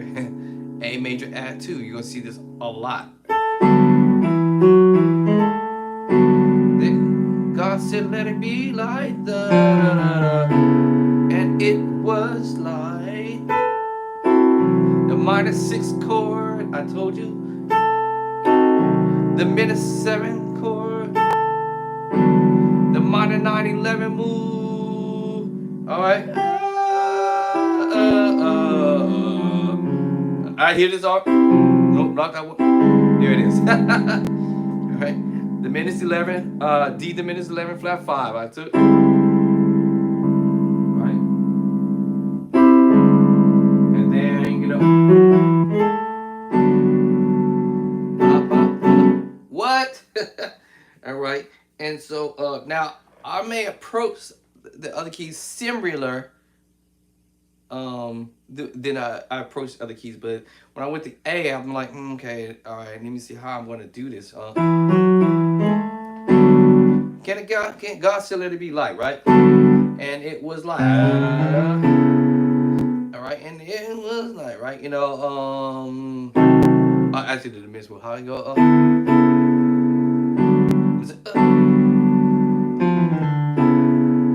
I don't forgot what the other chord was again. Just that chord. Minor move. That's what it was. Right.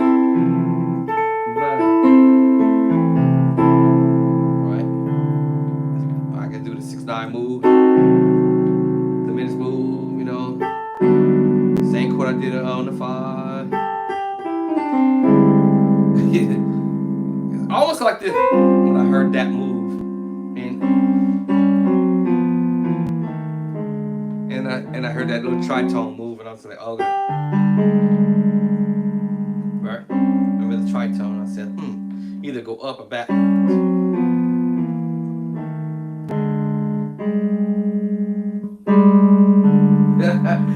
so then it made me think about that C major chord. Now you're saying, wait a minute, Doc. Yeah, the tritone with the C major move is a minor D minor 9, D minor 11 flat 5 move. And y'all heard this all the time. I keep mentioning this as I may have approached this either in the roots position, and the roots position, right? It's the same thing as I would do in the other key. I did it in the song. I love you, Lord. Let me see, what can I do this in C? Can I do this in, let me see, in C or is it in D? It's in C.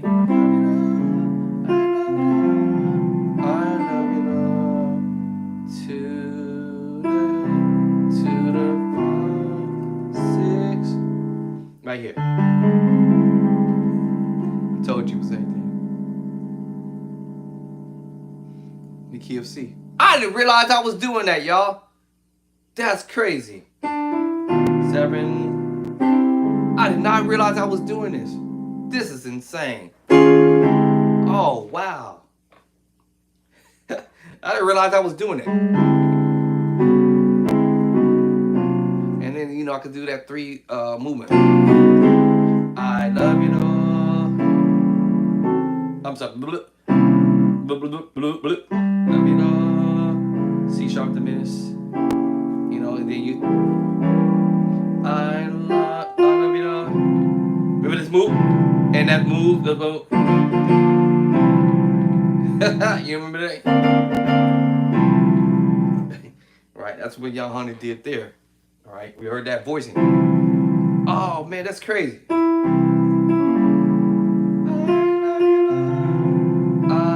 Yeah, you heard it? There it is in that key C. D minor 11. I love you, Lord. I love you, Lord. There it is. D minor 9/11. I love you, Lord. That's funny. Today. Look at that. F major 9, F major 7 flat 5. What? Is it?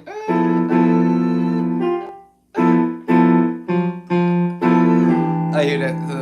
I was hearing the 6/9 in my head. There it is. C 6/9.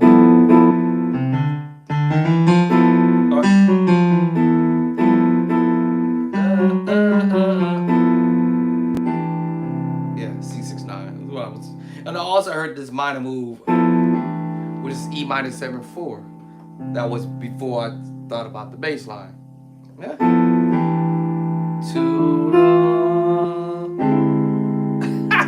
This is funny. I didn't even realize I was doing this, y'all. Now that I recognize my minor 11 flat 5, my minor 11 flat 5, and I can transpose up to it. You know what I'm saying? So,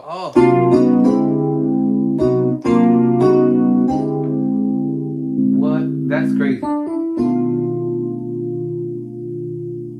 And here, the transpose move, right? Oh, I'm sorry. My brain went to sleep. 7. And then I'm planning on going to the 3 chord. This one, but I was going to do the transposing, right?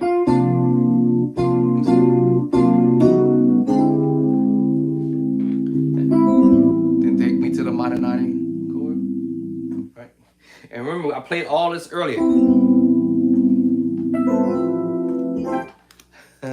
All right, y'all. So that's the stuff I'm talking about when you listen to musicians and stuff, and you hear some of the same stuff. Major 9, A flat major 9, flat 5, E flat major 9 with the 13. Here come that F major 9 flat 5, or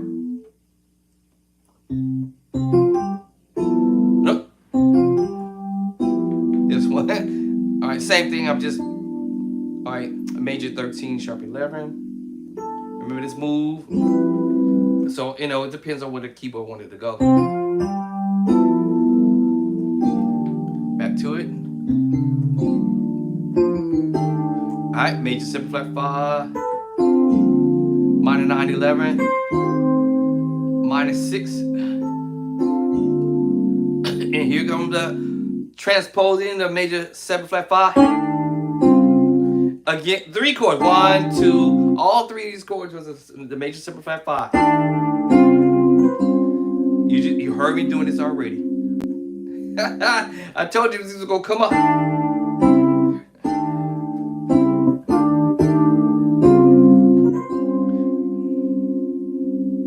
That's crazy. Let me see. Hold up. Let me see. How would I voice that? Let me see.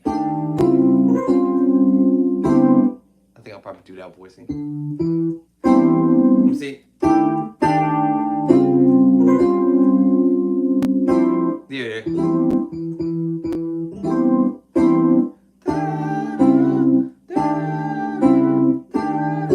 I want to do this transpose, but he just hosts that. No. So.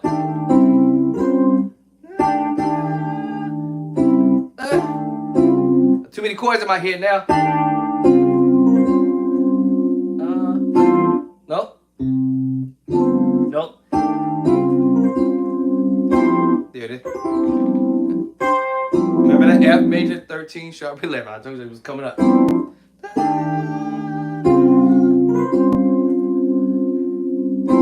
Yeah.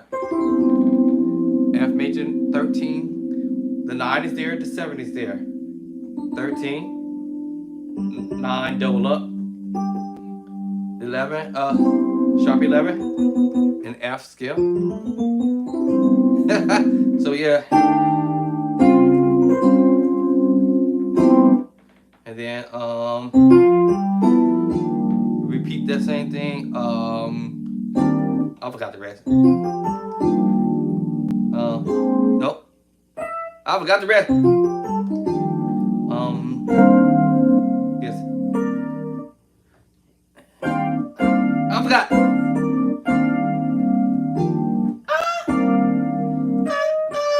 There it is. And then it bounces on the major 9 chord.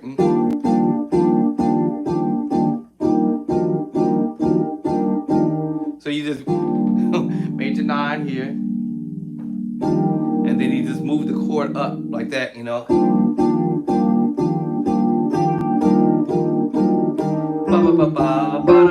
Right back to the major 7 flat 5. You're gonna hear this stuff all day. I'm just telling you. Once you start learning these chords, matter of fact, actually, I've been dropping stuff in my book. I've been dropping these quads. I've been dropping these quads. What's my? I'll give y'all a baby sneak peek. Let me see how I'm gonna do it without y'all seeing my later.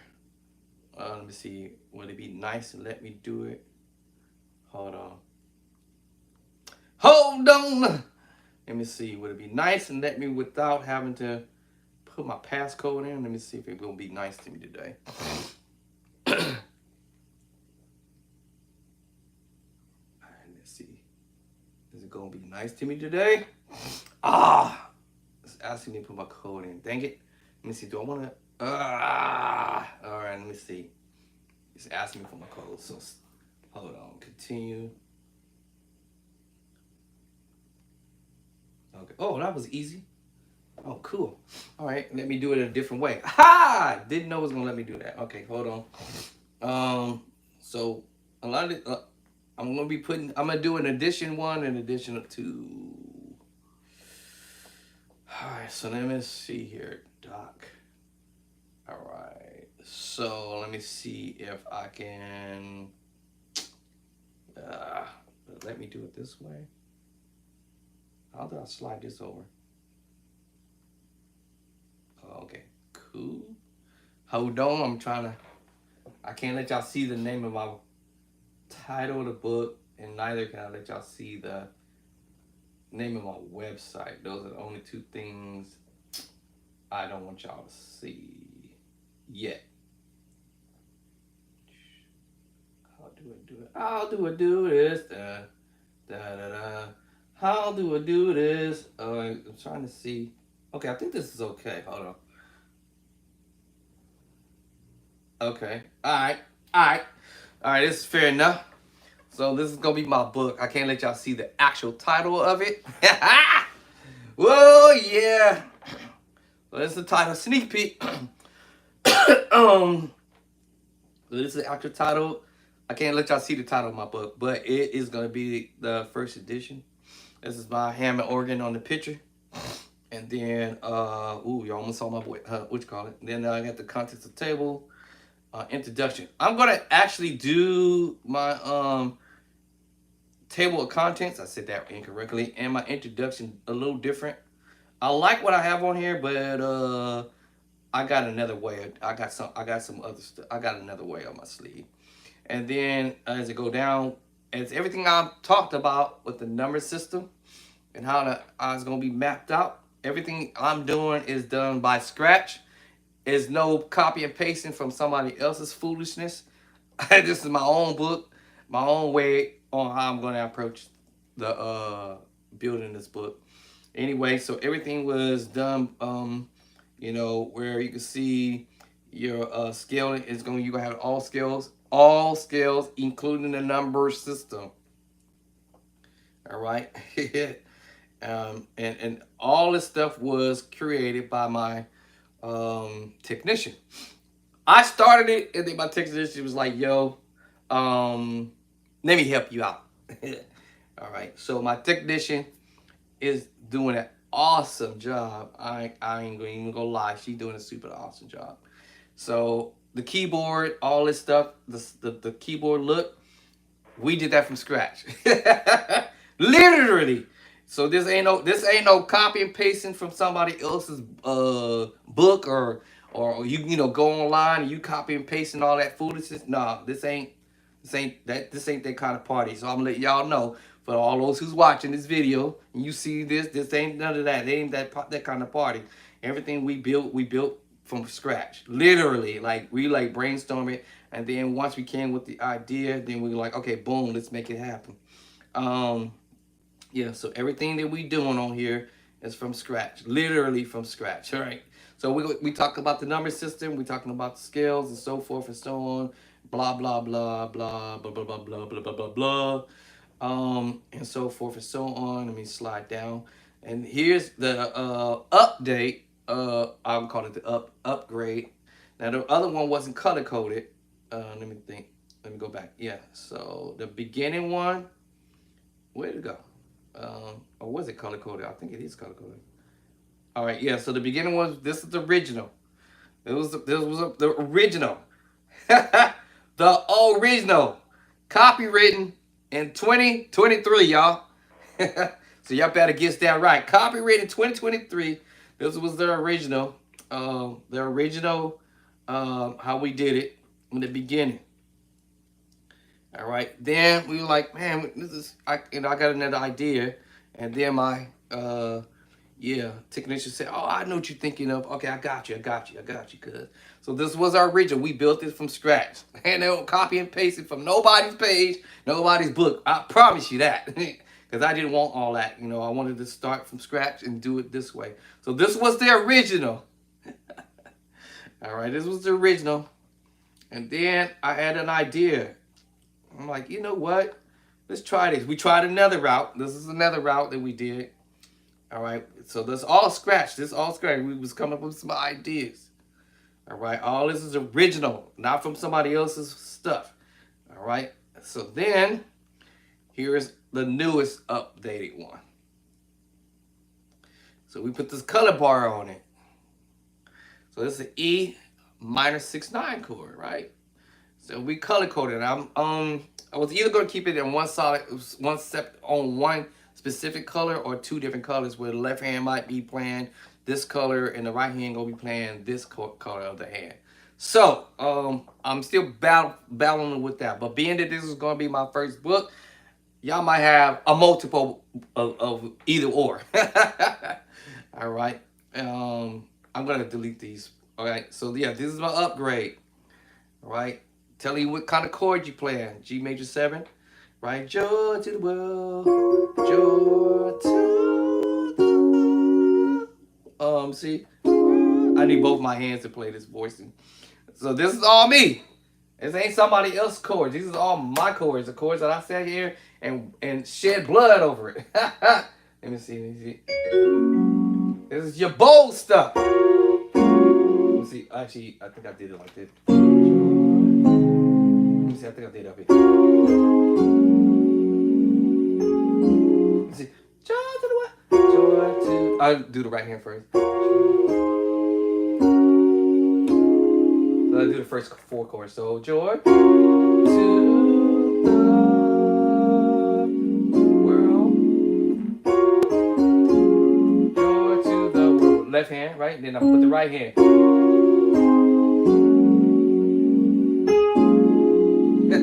This is all me. I think we missed the chord. And I gotta tell my technician about that. See,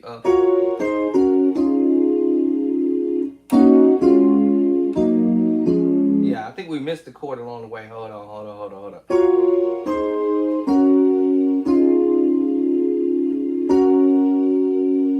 Let me see. I think we missed the chord. Hold on. Let me see. Hold on. Joy to the world, joy to the world. Yeah, we missed the chord. Hold on.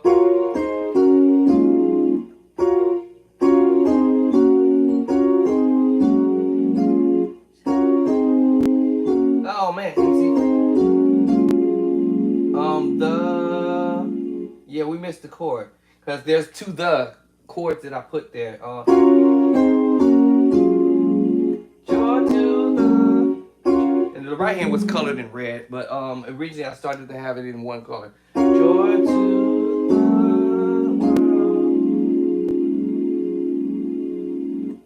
the Lord. Let me see. Lord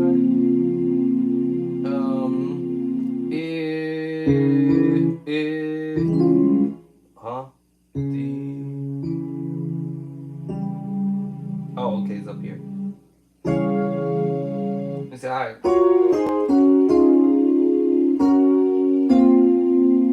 Let me see. Oh, that's why I'm being fancy with some stuff. Yeah, listen, for my beginner musician, I mean, you know, these chords are simple stuff. You need to make sure that you need to move from beginner level into intermediate level, right? Advanced level, whatever, right?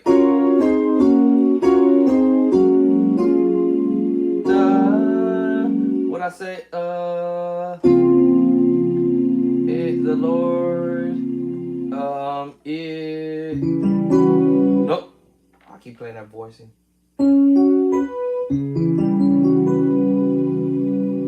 Is come. See.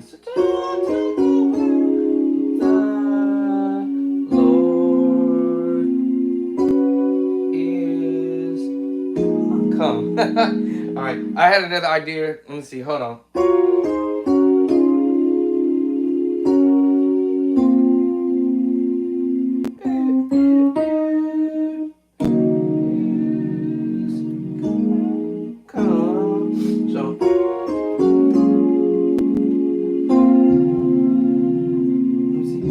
That's where I was heading. So there's a chord missing. Yeah, there's a chord missing.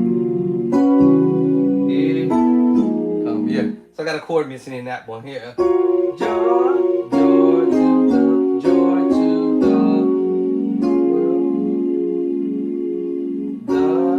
Lord.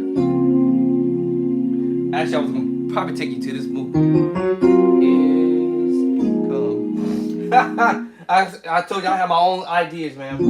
Lord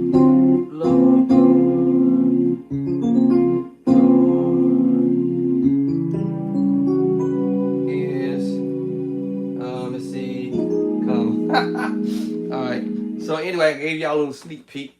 how it's gonna be. It's gonna be pretty nice. I got so many chords in this book, it's ridiculous.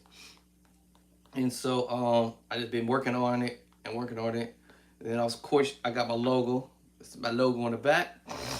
So got the logo. All right, got my own piano, my own logo here, y'all. This is my logo. It's on my laptops and stuff like that. So, all right. So let me get up off of here, and I got all my chords all in a library. So every chord I'm doing is all in my library. Oh, not all of them. I still got some I got to drop in this library. Now, as far as the book is concerned, I might not be doing this particular song because it's not Christmas time. So I might revert to like a song in general. I don't know what kind of song I want to put in here. I'm trying to think on whether or not I want to maybe break down like, you know, He is Lord, and put these particular chords in the book. You know, the other song, I love you, I love you forever. Y'all let me know what y'all think, all right?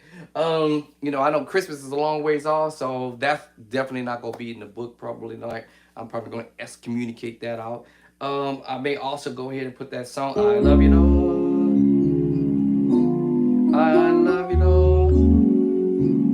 I love you, Lord. Today, 736. All right. So, yeah, I got a couple songs that I wanted, simple songs in the book. Because when you start out writing a book and doing a book, you want to put the most necessary, simple stuff in the book in the beginning. It's not like I want to sit here and drop my songs in here. Just say like I've written some songs, right? You know, I got some ideas about the praise break. You know, I heard an idea in my mind, the Spirit of the Lord. Anyway, that's a whole nother thing. I think I'm gonna produce a praise break of my own, and it's in my mind, it's already in my head, and all that crazy stuff. So, anyway, so let me log off of here.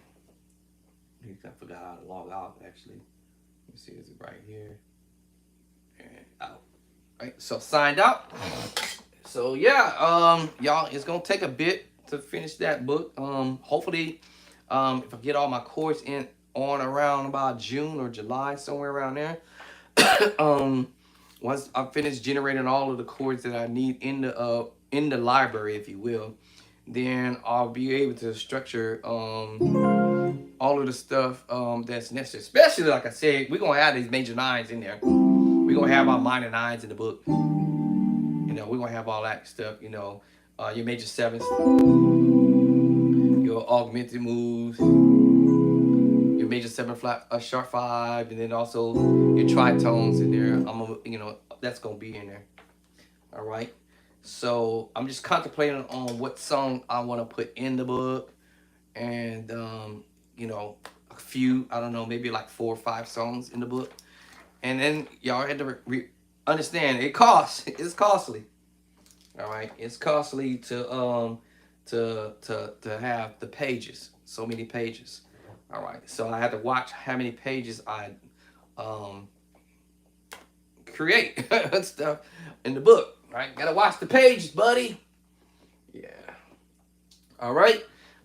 So let's just say, I'll just hypothetically say if I have 100 pages, it's not that it's gonna cost me $100, but I'm just using it as an example because you know you want to do a front side and a back side. So the front side and the back side, that's costly. If you're just doing one side, that's a whole different story. It might be just a little bit cheaper. All right. So more likely 9 out of 10, I'm gonna do a front side and a back side because you know who wants to open up a book on the front side and the next side is blank. So that's my intention is to do a front side and a back side, right? The other thing is, how do I want the book to be done? Do I want the book to be glossy or no gloss or just straight plain? Of course, me, I'm going for the gloss. Who don't want to go with the glossy gloss? Yeah, so I want to go with the glossy gloss. The glossy gloss. I want that plain looking book. I want that. I want the glossy. So that costs a little extra. All right, and I think if my memory serves me correctly, back when I looked into it, when I was going to generate another type of book from another person who was I was working with a while back.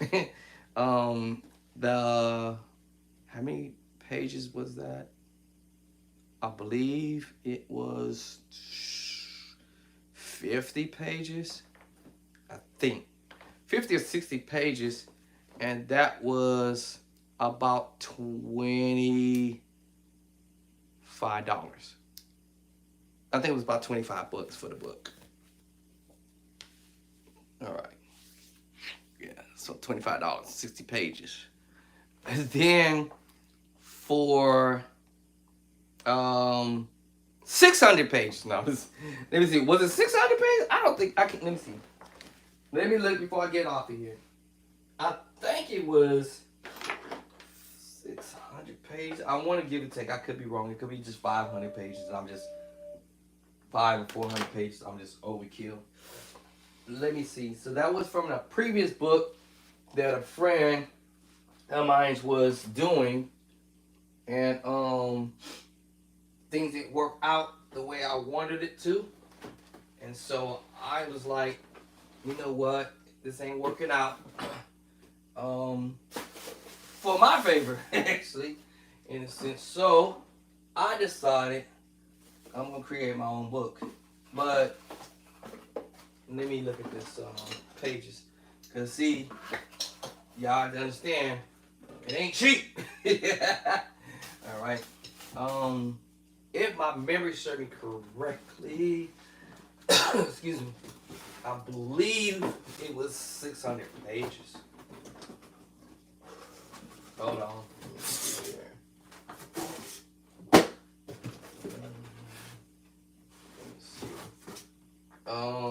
Okay.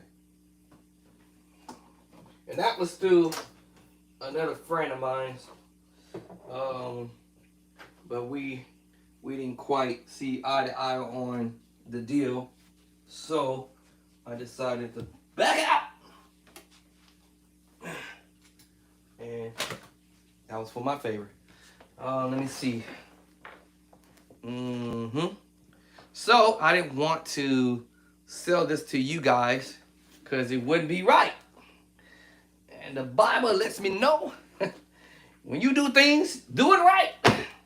All right, so this was the glossy, and I believe this was, it's been a while since I opened this. Oh, okay, I was wrong. 86 pages. Plus a back cover. One page one page, almost a blank back cover, but it's a thing you have to scan the book. All right, this is the back page of the book, and then scan the book. But it was 86 pages in this one, and this one was like $25. And then you have the back cover, basically. And then we have the front cover, but I'm trying to see. I want to show this to y'all. Let me see here. Let's do it like this. Let's do it like this. Do it like this. All right, cool. All right, so this was the front cover. I had to cover the name because I didn't like it because I felt that it was unprofessionally done. And if I'm gonna do something, it's gonna be professional with my name on the book properly. All right. So I didn't like it. So that's the front cover of this book. This is the glossy gloss. Glossy gloss. All right. Let me see what's going on inside, but it doesn't matter. I haven't looked at this in a very long time, like super long time. So you got a page 1, and it ends on page 86, as I said. So it's been a minute since I even looked at this book, but none of the contents in this book is going in my book. None of this context in this book is going in my own book. Everything that I do or is going to be doing or has done, it's all of my own chord progressions and progressions of chords that I've already transcribed, coming out of my own book and coming out of my own brains. So that no other musician out there or anybody else out there, including the person I was working with, sees me come with my book, none of the contents from this book isn't going to be in my book. So, with that being said,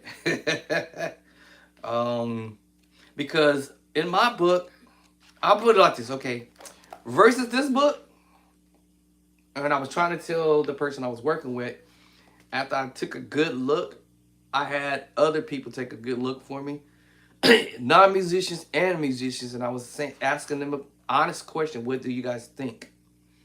After I took a good look and I really got my mind settled down for a bit before I was gonna sign my handcuff to doing this book, I realized there was no way I was gonna be able to sell this book to you guys.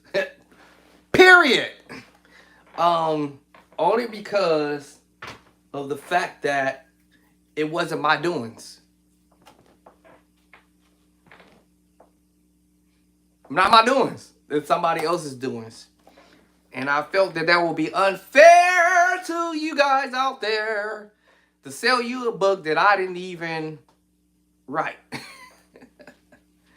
And number two reason why I wouldn't dare sell y'all a book that I did not write was that as I took a real good look, there weren't a lot of left-hand chords. And it kind of made me think like, man, the book is cool. The pages was glossy. The chords that were in there was kind of cool. But there was a lot of areas where there were no left hand, full left hand. When I say full left hands, to do the do, right? To do the do, do the do the do, to do the do, right? So as I was blazing through here, I didn't like that. So based upon for what I can see and what I've tried to play some of this stuff, it just wasn't adding up. It wasn't adding up to me doing the do on the organ, and it wasn't adding up to the do on the keyboard. So to the trash. All right, to the trash. So I wasn't there ever gonna try to sell y'all a book that I did not produce. I don't roll like that. I don't get that like that. And I actually wanted to get the original copy of the book originally so that I can rewrite it, not every page, but to put my signature on there, you know, because there's some stuff I saw that, oh man, you know what, it needs this on here. Oh man, it needs this right here. And I was trying to work with the person who I was working with and was trying to get him to understand, but he didn't understand. And so that's just what happened. And then I was like, okay, if this cat don't understand what I'm saying, like, you can't sell a book to people that they don't understand. Yeah. So I still saw, now in this book here, yeah, it had my picture on it and my name on it. Now this time it was done by the person who was helping me with this book. And yes, my name was printed on the book. Yep, my name was printed on the book. My picture was printed on the front copy, and also on the rear. Once again, like I said earlier, and I believe this is the picture of my, no, this is a picture, no, let's see. Yeah, this is the picture of my organ on here. So I had to do some footwork, but I had an issue with this little line going across here, the white line. I didn't like that, it looked tacky. And then the name of the book at that time, these two words were split apart. They should be together. And I wanted to do a little, this baby, what I call baby corrections, y'all. that's what I was trying to do. All right, and then the person wouldn't cooperate with me on that, and I wanted the original copy. When you know, when you do a book, you have to create the original documentation of the book. It's like me sitting here right now and say, hey, I'm gonna write out a chord progression to a song, or just chords, period. Literally, chords, period, in general. And that's what I do. I write out my own chords and chord progressions all day, every day. Back, well, I kind of slowed down. All right, I write out my chords. This is the recent ones, right? Some recent stuff, right? There's some old stuff that I've been done a long time ago with that song that y'all heard me doing. I'm gonna get up off of here. But my point is, I did a lot of this other stuff long time ago before I even got involved with this type of stuff. But I wanted to just get the original. That's all I wanted was the original. Give me the original copy, and then all I would have did was let me straighten out the cover copy, the rear of it if there was an issue with it. And then there was just a few things inside the book itself that I wanted to correct. And it wasn't a lot. It was literally not a lot. Like, I mean, I wouldn't have probably did that much of editing the book. I just wanted to edit just a few little items, and we would have been good. Me and the homie would have been good. But the homie wouldn't let me do it. So since that came about, and then I'm just being honest with y'all. For the ones who've been wondering for a while, hey man, what happened with that book? Blah blah blah that you was gonna come out with. That's what happened, and you're gonna get the story correctly. And I didn't feel that it would be fair and righteous because you know. So y'all ain't gonna get no. I don't believe in tackiness at all. I believe in perfectionists. If I'm gonna do something, my wife always says, you gonna spend a whole lot of time making that book right, or I mean, just anything that I try my best to do, I'm gonna make it right. But I only had a few little hiccups in here that I wanted to correct inside the book itself, and I wanted to add chords for the left hand, because I would say, now this book here, let me say this book here, this is the thicker one, this is the biggest one. So I did kind of exaggerate the amount of pages in this one. So this page was 338 pages, front and back, you know, both sides pages. So 338 pages. 338 pages. 338 pages. There was a few pages that were blank that didn't have anything on it. I don't know why that was, but it is what it is. So actuality, it was 340 pages. I said 38, right? So it really actually ended up being 340 pages. But check this out. So you have to use a special copy paper to use the glossy gloss, that glossy look, right? And so some of the pages, actually no, I'm tell you right now, that ain't true. All of these pages are what I call white pages, but they're that rich white page. They ain't that tacky white paper that you guys might come across. This is not that tacky. It's expensive. It is expensive. Yeah, it's a little expensive. But in this case, this is not that kind of party. But the cover is glossy, but you're gonna get that rich look on the paper. This is real. This is real paper. Like this ain't that cheap type of paper, y'all. This is real paper, like for real. That's that real paper. Anyway, 340 pages is in this book, and that cost $35 for the entire book to be print. 334. It might be 34. I'm 34, 35, somewhere in there. All right. So me printing out that many books for this, they ain't cheap, y'all. If I want to do 338, that means I'm pretty much just gonna give y'all everything. So I was thinking, like, man, my technician said, don't put everything in the book. Just do one edition, and come out with another edition. So that way, when people see your book and looking at it, like, oh, this dude put some heat in here. Yeah, some heat in here. This dude put a little heat in here, right? So when y'all see that little heat, y'all gonna want to buy another book from me. So that's my plan. That's my plan. Where's the plane? All right, y'all. So that's what I want to tell y'all to know. What happened with the music book situation? And so me and the other cat didn't see eye to eye on a few things, and all I wanted to do simplify or edit a few ideas that I saw that was not correct at all, right?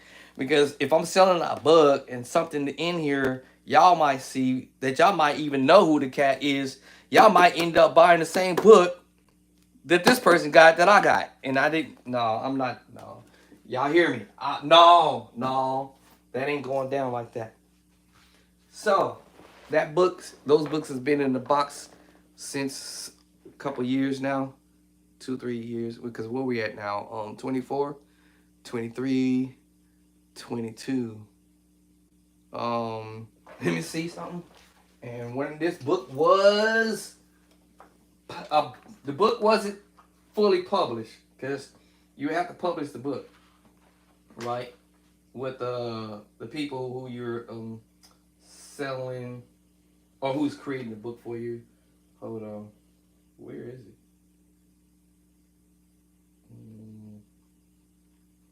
Wait a minute. All right, hold on. Oh, I think it was over here. Hold on, what year was that? Yeah, so I'll give you out the right year, so you show you how long it's been since I even tapped into this book here. 22. All right, this was about to be copywritten in 22, so 2 years ago. All right, 2 years ago, this book was about to be copywritten and published to the world, and I was like, no. No, because like I said, and I'm not bad mouthing the person I work with because I was working with. I don't roll like that. That's not my personality. Things didn't work out. It is what it is. But that's all I wanted to do was to get the original copy and just do a little bit of tweaking the book slightly, the contents in the book as well, and put some left hand chords and then come with my own little idea with the bass lines and things of that nature. And that's what I would have did with the book. Even though someone else may have generated the idea of what's in the book, but I wanted to put my 2 cents in it or my 5 cents in it slightly and just kind of like, okay, this looks better. This gonna sound right. This gonna make some sense. Because if I'm dealing with students, I'm about to say students, or people, and you selling a book to somebody who has never played before, or maybe somebody who do know how to play, right? I want to make sure that, hey, them chords sound dope. They sound nice. You're going to be able to play this at church. It's going to have you sounding like crazy. All right? And that's all I wanted to do with that book. That was it. All right. That's all I needed was the person to just, hey, listen, send me the original copy of the book. Yeah, you put my name on the book. But at the end of the day, I did not want my name out there on the street. All right, where everybody might open that book and like, man, what's wrong with this? I'm not understanding what's cracking with this book. I've actually had somebody, and I don't remember who the cat was, on either YouTube or Facebook when I first announced that I was coming out with a book, music book, y'all. And the dude or whoever it was said, hey man, that book looks familiar. And then I'm like, okay. And then he went on to say, hey man, I didn't understand some of the stuff that's in the book. Some of the stuff that didn't make any sense in the book. Some of the stuff that I couldn't quite understand. And I've been playing for a while and it didn't make any sense. So, yes, I ran through the book. Yes, I had some other people run through the book. More than 5 people who did run through the book and looked at it, non-musicians and a musician, including myself. And everybody pretty much came back and said, hey, there's some discrepancy a little bit in the book. So I said, oh, okay, y'all see it too. Okay. And then I, try to connect with the homie who was going to let me do the book, had the book, and then do my thing. I would have went in there and made some changes. And all I needed was just a copy of the book. And all I would have just did was just a little bit of baby, baby, what you call it, editing. Not much, because I really didn't want to do the whole 300 pages. That's a lot, right? 340 pages. That's a lot to work on. So I just saw just a few things that I could tweak a little bit, but that didn't work out, y'all. So that's what happened. I didn't get that copy. The guy didn't want to give me the copy of the original copy, and that's that. So I decided, all right, fine.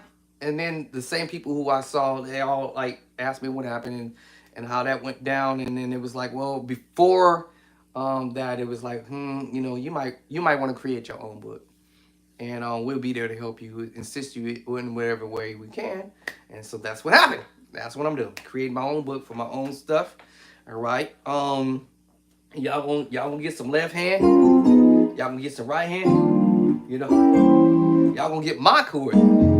And any chord I pick up somewhere from other musicians,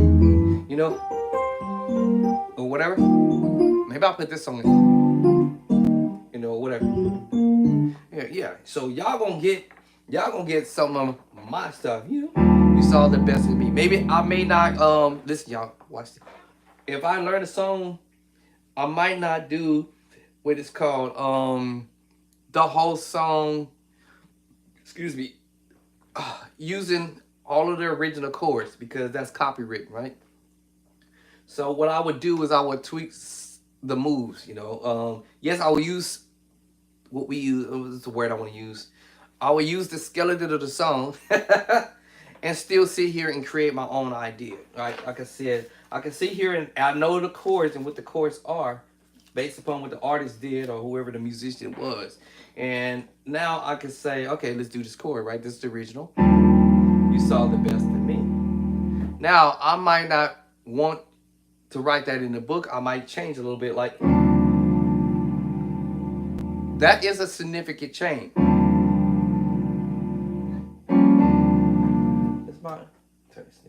Yeah, that's a significant change. You saw the best in me. Instead of, you saw the best in me, right? So, I may keep the integrity of some stuff, or maybe not. I might do that now. Maybe play the same chord, but come from a different angle. Because you don't want to get copywritten, right? So I might just, you saw the best in me. Instead of playing this voicing in the book, this voicing in the book, I may hit you with it.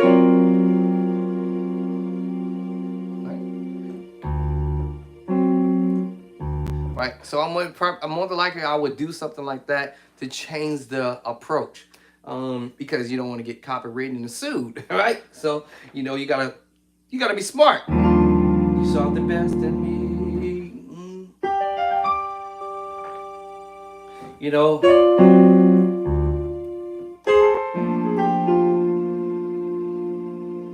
So not everything in the book I'm gonna do.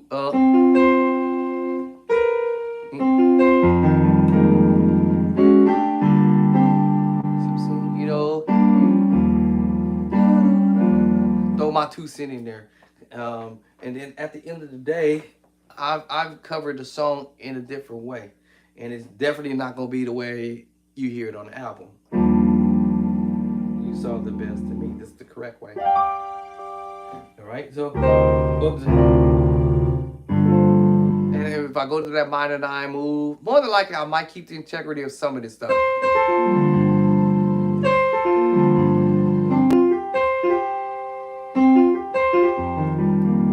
I might do a little slight change.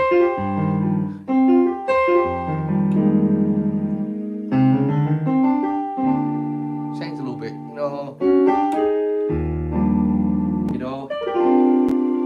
what I'm saying? Yeah, you know.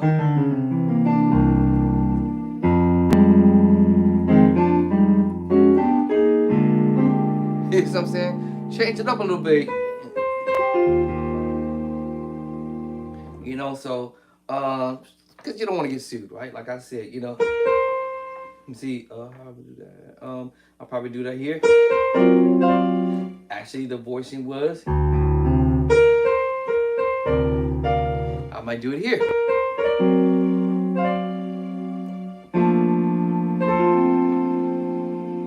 And then.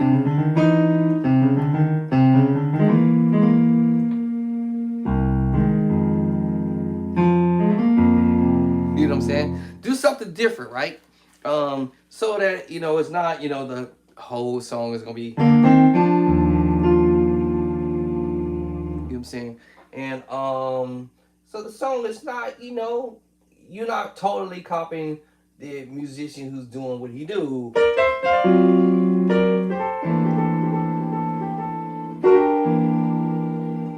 know what I'm saying? Or whatever you know.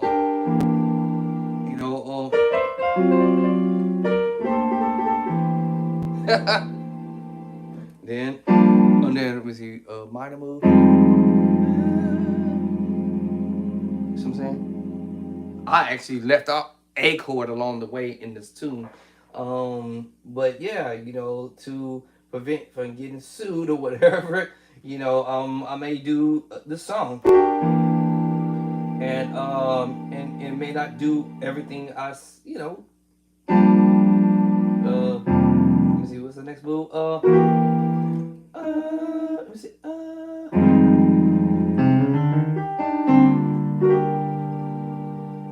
me see the next move. Da da da da. I might. And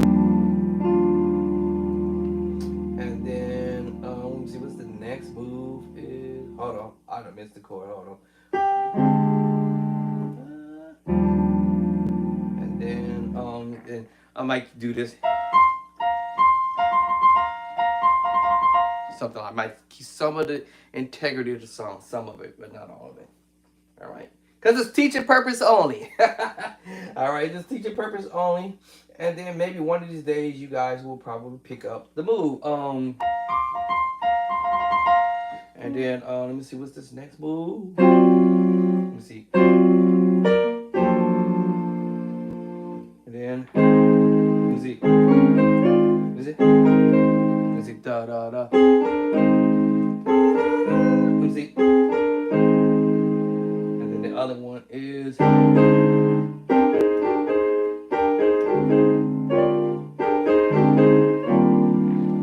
I might like do that little. Certain things, right? All right, and keep it straight. It's funny. My honey just asked me yesterday. I think yesterday or the day before. Yeah, you should learn how to play that song. She heard me playing a few times, and now she's motivated and want me to do it. You saw the business. I gotta go. It's 6:00, right? Oh, 6. I did overtime. I said I wasn't gonna do that.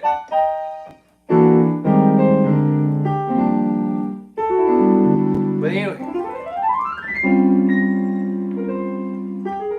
So I'll catch y'all later. Peace and love, Incorporated. So that's the story behind the book, y'all. That original book that was gonna come out through by me or through another party. There was another party involved, and so sometimes things don't work out, and if it don't work out, it just don't work out.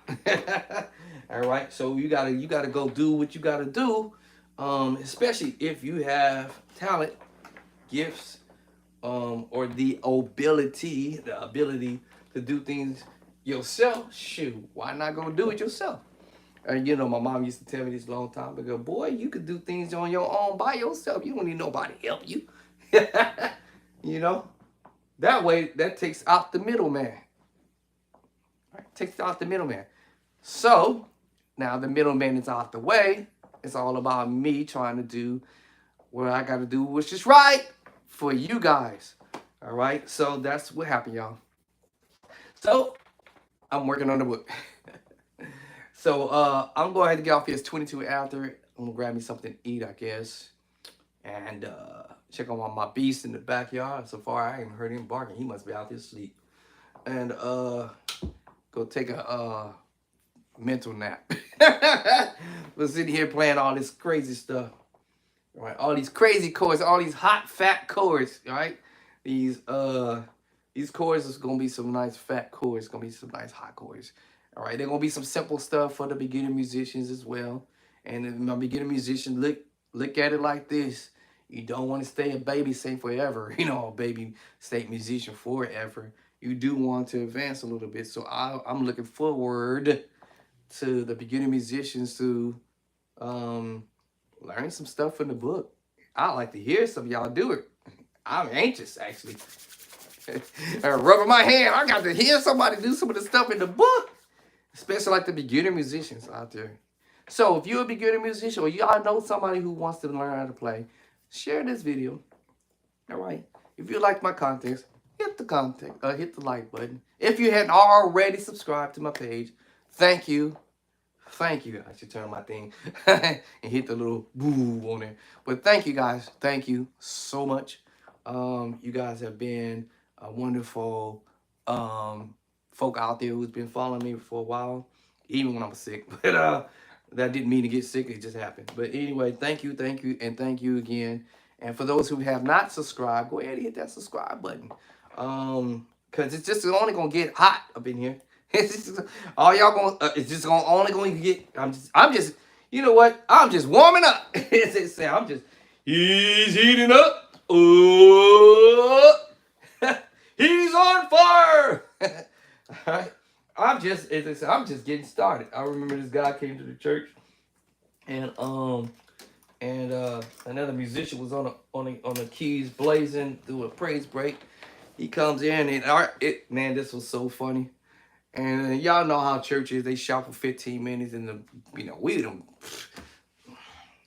already got our blessing and everything. This dude comes in, and he's telling the organ player, "Hey man, can I get some? Let me get some of that." And then the organ player was like, "Well, we're at toward the end while he was still trying to play the organ praise break." Y'all, this was hilarious. I probably should tell this joke later, but I'm gonna tell it now. But it was funny. It was funny as hell. Dude came in and was like, "Hey man, can I get some?" And then the organ player was like, But he was like, "Man, we toward the end. Everybody trying to go home." Dude got on the organ, and then the preacher, he got on the organ. It was like 3 seconds. 1, 2, 3. And he got on the organ. He started going. And then the preacher was like, "All right, we going home. Shut this music down. Father God, we thank you. Hey, everybody, we go home." And the dude stopped. He was like, "Man, I was just getting warmed up."